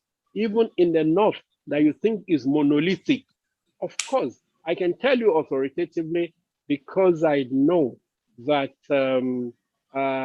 there is no love lost between the Hausas and the Kanuris, and between perhaps even the Hausas and the Fulanis, and the Hausas and the non-Hausas that we call Hausas. There are people that are domiciled in southern Zaria. All the people that live in the southern part of in the south of the north of Nigeria, and the people that live in the north of Nigeria have deep-seated issue of mutual suspicion, ethnic antagonism. We cannot build a nation. We are not doing well. We could rise above this primordial sentiment, and it is not religion that is responsible for this. It is evident almost in all facets of our life: political, ethnic, religious, and to some extent, even commercial, because you find markets that are dominated by particular ethnic groups, and another ethnic group will be like a stranger. What are you doing here? Your people do not trade in this way, and so on and so forth. It is that bad. So I am saying, in essence, that we still have a long way to go, and we cannot make excuse for this on the basis of our religion, because religion did not teach us this.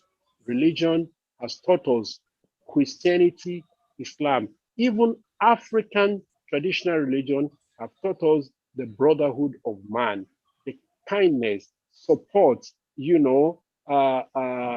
neighborliness, and so on and so forth.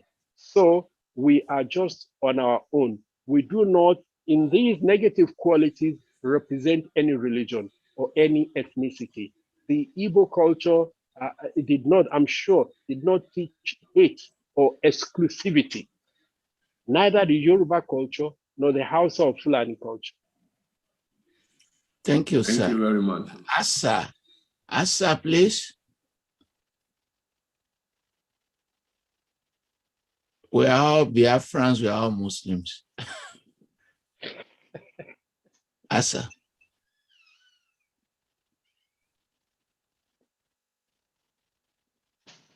Okay, thank you very much. Asha is Abdurrazak Sheikh. I want to thank the lecturer and all that I've spoken earlier on. I don't want to go too much into personal relationship between me and the guest speaker, but and I try not to put him on the spot. But I'm a little concerned about what is transpiring amongst Muslims all over the world. I have a very big issue with the killing of Khashoggi.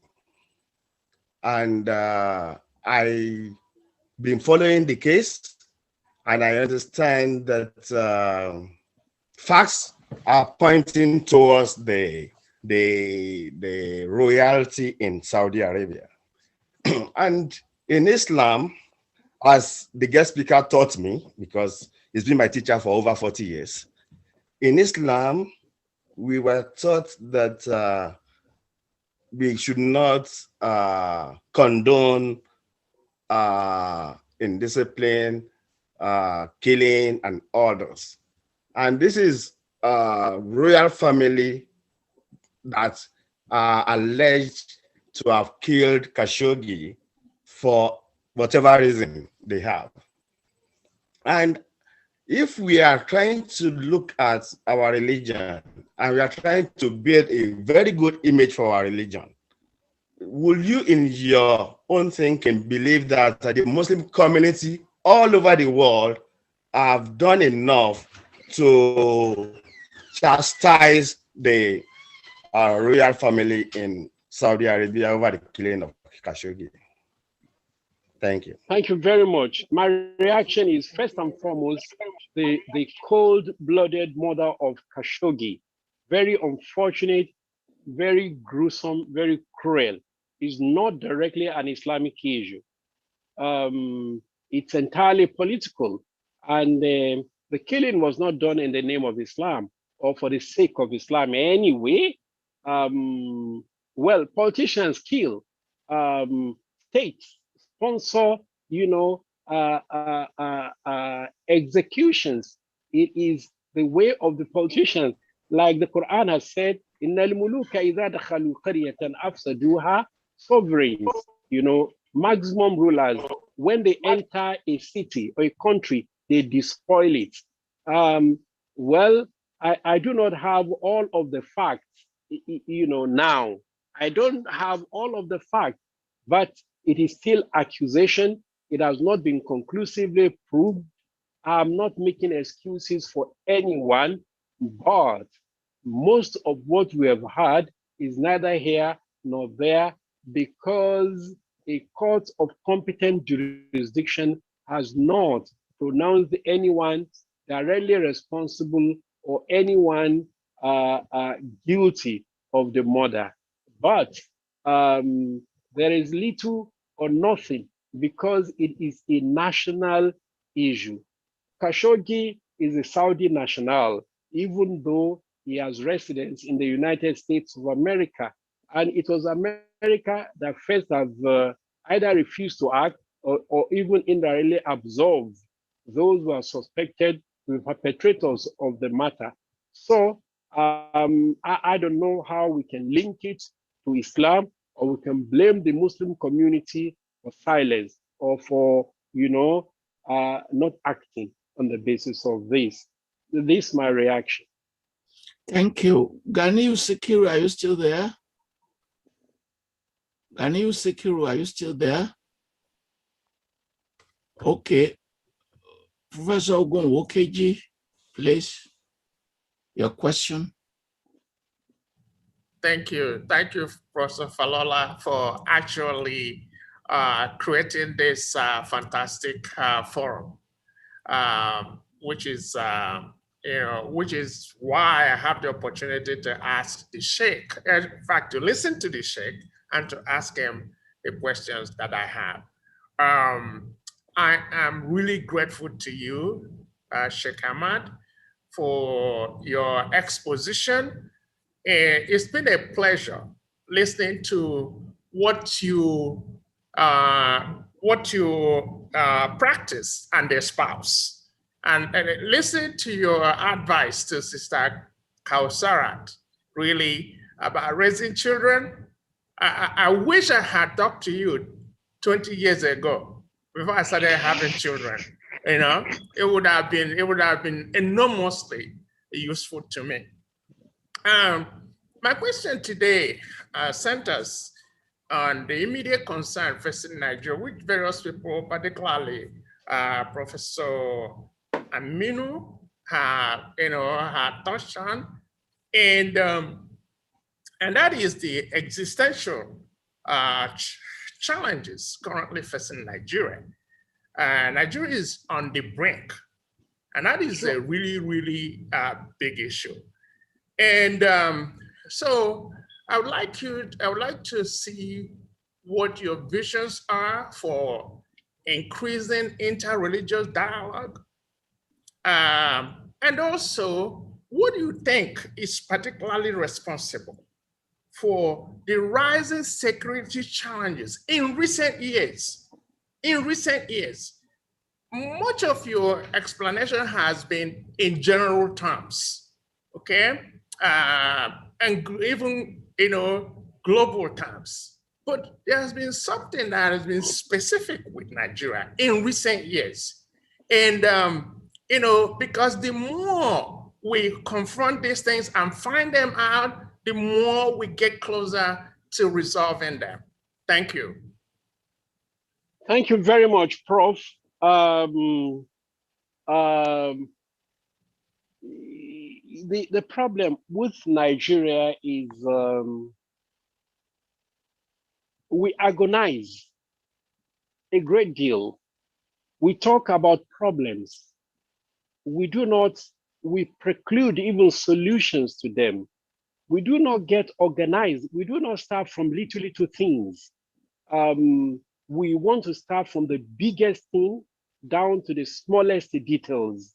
And most of the problems that is facing us as a people, as Nigerians, are little problems that snowball into bigger problems. Solving these little problems, I just said little, not because they are little as such, but they are within, our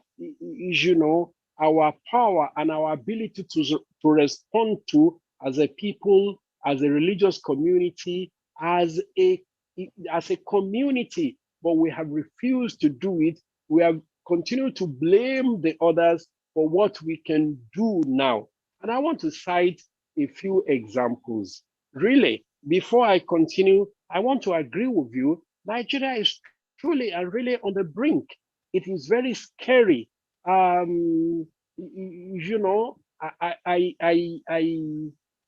can only remember the Western Nigerian experience, the wild, wild West, the wet experience. That is the only thing that is similar to what is happening now. We are, really losing it. We are losing it. Government seems to be confused and not in control. It seems not to know what is next. And we cannot see government acting. I'm sure they are acting, I'm sure they are doing things, but it is too little and too far behind. It is not addressing the problems. So, and I believe that there is no amount of military might that can address the increasing state of insecurity that we are currently witnessing in this country. Because which sector are you going to focus? Is it kidnapping that is in the bush, or is it a traffic robbery that you are going to address, or is it ritual killing that you are going to address? And we are not a people like this. This is not us. We wonder what has come upon us. But you see, I have noticed, and I may be wrong, that in years leading up to general elections, the quantum of insecurity and dissension that we have usually increase. I don't have concrete evidence. I tend to think that all that is happening now has relation or connection to 2023, the proliferation of small arms. The fact that generally people are economically depressed. They are hungry, and they are, generally hopeless. They are resorting to self-help. The politicians are active. They are amplifying our fault lines. The religious leaders, unfortunately, are not rising to the occasion. They have joined the bandwagon. They are also exploiting and expanding our fault lines. I belong to the Nigerian Interreligious Council, which is the apex interreligious coordinating body in Nigeria. At meetings, we are very good. We interact, we joke, we felicitate one another, we visit one another, we invite one another to meals. But then when we get to our churches or mosques, we present a totally different picture. This to me is dishonest, pure and simple. This is supposed to be a clearinghouse of issues bordering on religion. And we are supposed to get back to our congregation, inform them of the truth. But we have become, we have descended to the arena of disputes. We are interested parties. And then this is the direction in which we lead our people. This is a real problem. It is about the contributions of our congregants, and we are afraid to lose it. We are afraid to be promoting the religious other. Of course, we have a serious political problem that we are not even talking about at all. Whoever becomes governor or whoever gets elected is not really the choice of the people, it's the choice of the party. Do we really have a choice? It is whoever the party chooses that we literally vote for. Whether we vote or we don't vote, it doesn't matter. There are some parties, there are some states in Nigeria, once you have been chosen in the primary of your party, you are the next governor, you are the next senator, and people have no choice. I think this is an area that we look at. All of the avenues for participation, for self-actualization, for self-improvement appear to have been blocked. And then people are tired and feel helpless. And then they are reacting very, very violently. And we do not have leaders, or maybe they are very few and far between. We don't have statesmen. The politicians are always thinking of the next election. Our police is ill-equipped. I've seen the policeman running away from hoodlums and trying to remove the police uniform because he's ill-motivated, is poorly paid, and is poorly equipped and trained. They can't respond to internal insecurity. These to me are the issues that extremists latch on because there is ready recruits. If I live in Lagos, if you get to Oshodi and you cry, thief, that person is dead. And you say, this is a Fulani husband, he has stolen my organ. Before people ask what had actually happened, he is lynched. And politicians, elected representatives, governors, they are too secure in their comfort zone, to be concerned with what is happening to the ordinary man on the street, or to even rise to the occasion to address it honestly. For me, I think it is all of these that is, contributing and fueling, the state of fear and insecurity that we are currently witnessing. Even if there is religious harmony, there is political tension, there is ethnic rivalry, and there is some kind of violence. So these are issues that we should address, in a multidisciplinary manner. The politicians will not think that they have a monopoly of wisdom. They can swallow their pride and ask for help. And I'm sure people like you, Prof, will offer, some enduring solution to, the security challenges that we are currently having.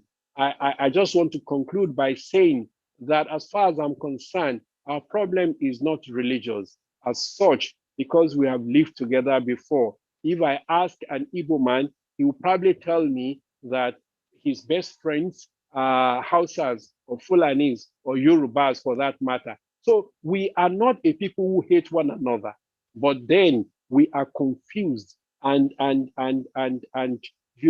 we are pained by the suffering that we are experiencing, and we are angered by the fact that our leaders are indifferent and they are irresponsive, and they are not, to the best of our knowledge, very responsible and responsive to our flight. Prof, this is my way of looking at it. Thank you, and that's a very brilliant answer. Ganiyu Sikiru, we will leave in 9 minutes.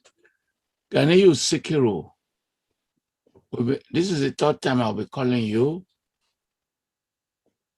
Can you unmute? Can you unmute him? Yes, thank you, Prof.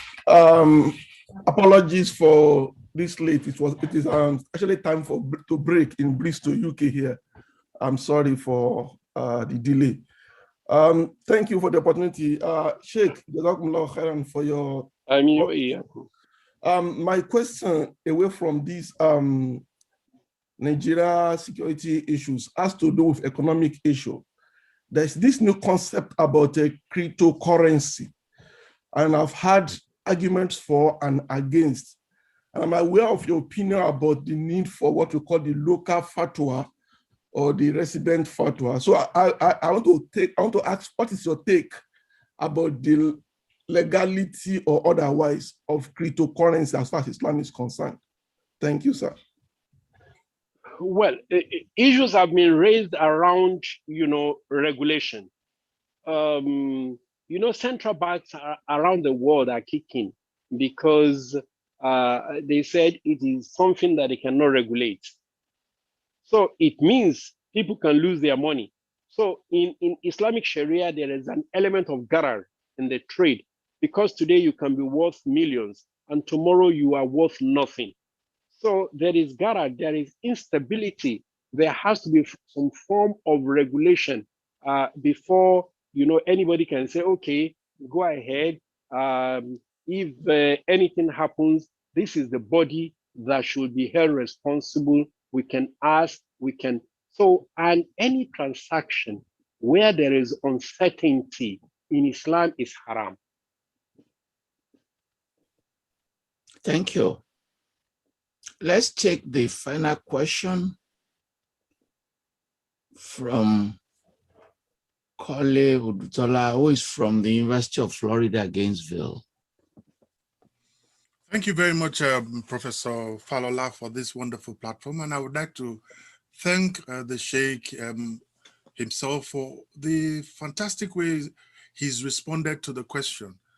Please, you would have to bear with me on my ignorance, but a little story that I grew up in a place called the Butemeta, Bola Street. And anybody who knows that area would know that there is a mosque. The ANSAR-UD-DEEN mosque. Yeah, right before my house. And then opposite it is a CAC Apostolic Church. And right down is also the Agboleololu, where the Rabiatu Onigba comes out of. So that's how I grew up. But one image that has stayed with me so strongly is when every day we're coming home and we look at the mosque where the Ahomoleke, where they recite the Quran.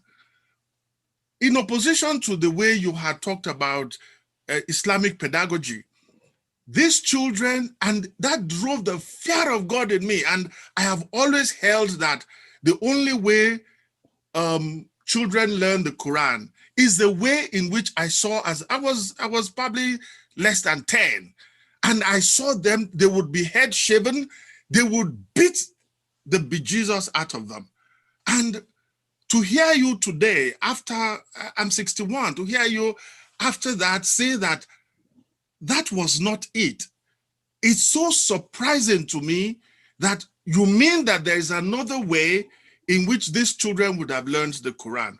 That's my first question. Or if you like, you can take it as a comment. The second one is, as a totally ignorant person about Islamic religion, could you just, in a nutshell, help me through the understanding of the various sects? I have heard of when the case of Patami came, the Salafists, this whole idea of Salafi, the different sects that are within the Muslim community. Could you just, for the sake, you know what they call computer for idiots? Can you give me a very succinct roadmap to help me navigate that understanding? So those are the two things. My view of Islamic pedagogy, which you blew into smithereens today. I have held that view forever because I have never seen in any other way in which anyone has learned the Quran. Thank you very much, sir. Thank you very much, Prof. I can assure you, and you know it, that you are not ignorant. Very far from it. And you have asked a very serious question indeed. But let me tell you, Prof, if you don't mind, I'm going to be 64. So, and I've never been beaten. I learned the Quran. I've told a bit of my story. And I didn't get to a former Western school until the age of 14. That's when I entered primary 1. So before then, I have been in Quranic school. I've been in Islamia. I have never experienced the kind of wickedness that you have told me about. I am aware that it happens and it is wrong. It was wrong. It is wrong. It will forever be wrong. Most of the victims of that unfortunate treatment never learned much. They never learned anything. They have taken it against the teachers that treated them wickedly, and they have sometimes even taken it against religion, the whole of religion itself. So many unfortunate children have had to abandon learning the Quran because of that act of wickedness. It is not of Islam. It is just that people are being vindictive. That was the way they were treated. They want to treat others with it, and they want to exact their own pound of flesh. Unfortunately, this is not from Islam. It is more a cultural practice, or let me say precisely, a misunderstanding, a misinterpretation of Islam. Islam preaches kindness, especially to younger ones. I was taught with kindness. I'm not even supposed to go to school, but for the broad-mindedness of my father, who was even criticized for sending me to school, an Islamic scholar sending his son to school, but he believed in education, all of education, comprehensive education, whether it is Eastern or Western or Middle Eastern, wherever. That was what my father believed. And that is why, but he was also afraid, he was cautious. He wanted me to be grounded in Islamic knowledge before he exposed me to other forms of knowledge. I am lucky that I also went the best of the schools that are available in my environment, and I'm grateful to my father. I'm grateful to my teachers for the wonderful impact that or imprint that they have left in my heart. Professor, I sympathize with the children that have been subjected to this cruelty, and I insist that it is not Islam. I am from Ilorin, and I grew up there. I did most of my education before I started going out in Ilorin.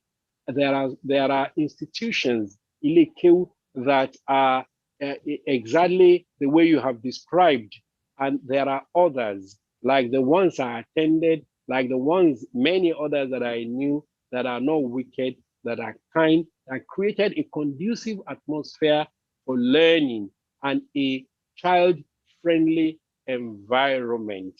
So you are right, it happened, but it is wrong.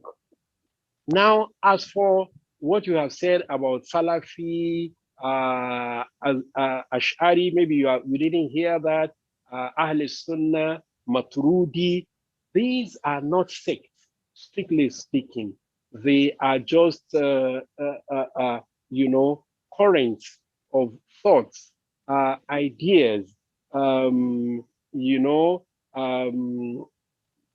just like you have Marxists, you have communists, you have the liberals, you have the right, you have the center, you have the left, you have the neoliberal, and so on and so forth. They do not represent sects as such, but in terms of ideas and conception of what pristine Islam is, there are differences of opinion, which is purely intellectual. I give you an example. There are the literalists, those who insist on the literal meaning of the text. There are those that will go beyond the literal appreciation, literal understanding of the text to the contextual understanding of revelation. And of course, the demands of the time, they do rigorous intellectual exertion to bring out a fatwa, a position that is compatible with modern times. There are those who believe the door of ijtihad, that is, you have to take the ruling that was given 500 years ago, because that is the position, even if situations and conditions and have changed, and there is a need for a reappraisal, a re-evaluation in the light of modern development, advancement in technology, and the way people live and organize. These are just the issues.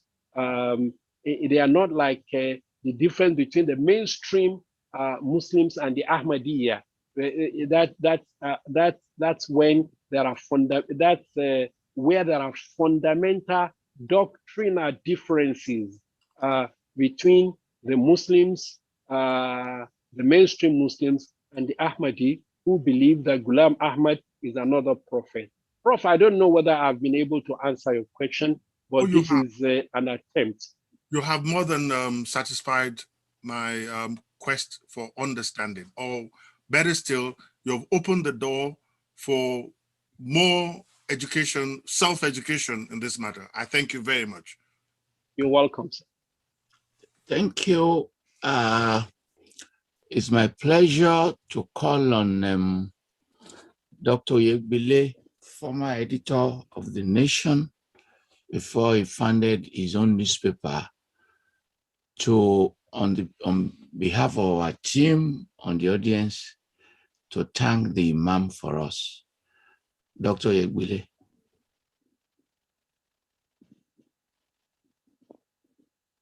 Are you there?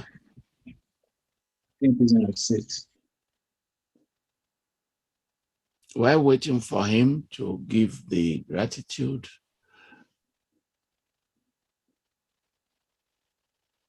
this has been an enlightening conversation. The honesty is remarkable and the boldness is very clear. We are very grateful. The last speaker represents the view of many people as to the new kind of education that you have offered. We cannot thank you enough. Your love for Nigeria is very transparent. Your goal of peaceful intergroup relations, interreligious relations is very clear. Your respect for boundaries is very well clearly stated. I don't want to check the role of Dr. Olayinka Oyegbile in giving this gratitude. And his newspaper will carry some of this. You know, I do pre-interview and I do post-interview. And it's one of his newspaper is one of those who carries the post-interview analysis that I will be doing immediately after. Dr. Yegbile. Thank you very much, Prof. I'm really impressed by our interviewee. We need to hear more voices like yours, because our country at this time is at a crossroad, that a lot of things are happening, and with your own kind of voice added to it, and with the panoply of the people that participated in this tonight. I really, really appreciate each and every one of us. Thank you very much. We want to say that more of voices like yours are what we need. Our country is at a very, very delicate crossroads. What we have had tonight and with what we have seen that we have a very, very much in common. I used to tell some of my friends that I am a Christian today because I was born into a Christian family. I could have been a Muslim. I could have been an animist. In my family, we have Christians, we have Muslims, we have everything. I was born in the North. I grew up in the North. So I know what it means. Nigeria of my youth was not the kind of Nigeria that we have seen now. And with people like you, it is very, very important that we hear from people like you. And I want to immensely thank eminent Professor Toyin Falola for this opportunity, that he has done this. And what he has done is what I think we should be doing all over the world, especially in Nigeria. We should engage more people like you who have the knowledge of the West, of the East, and everywhere. Thank you very much. And I also thank all the panelists, all the people who asked questions, and everyone who participated. We must not let this debate end here. We must take it further. We must seize our country from forces of division. Thank you very much. I really, really appreciate you. And thank you, sir. Everyone who has asked questions, everyone who has participated, thank you for your time. Thank you for the patience and for you to have held on to your fast up to now for those in Nigeria. Thank you very much. Professor Falola, thank you. Each and every one of us, we cannot name you all. Thank you very much for participating. May the God Almighty reward each and every one of you and make our country better and make the world better. We must make this world better than we met it. We must not make it worse than we met it. Thank you very much, and God bless you all. Thank you. Thank you. Thank you. Thank you. Thank you. Thank you. Affeder günahı Allahu Allah, alemin padişahı Allahu Allah, yüreklerin penahı Allahu Allah. İşit Allah derdimi, bu ahlarımı, rahmeyle bağışla günahlarımı, hayreyle hem akşam hem sabahlarımı. Hasbi Rabbi Cennet Allah.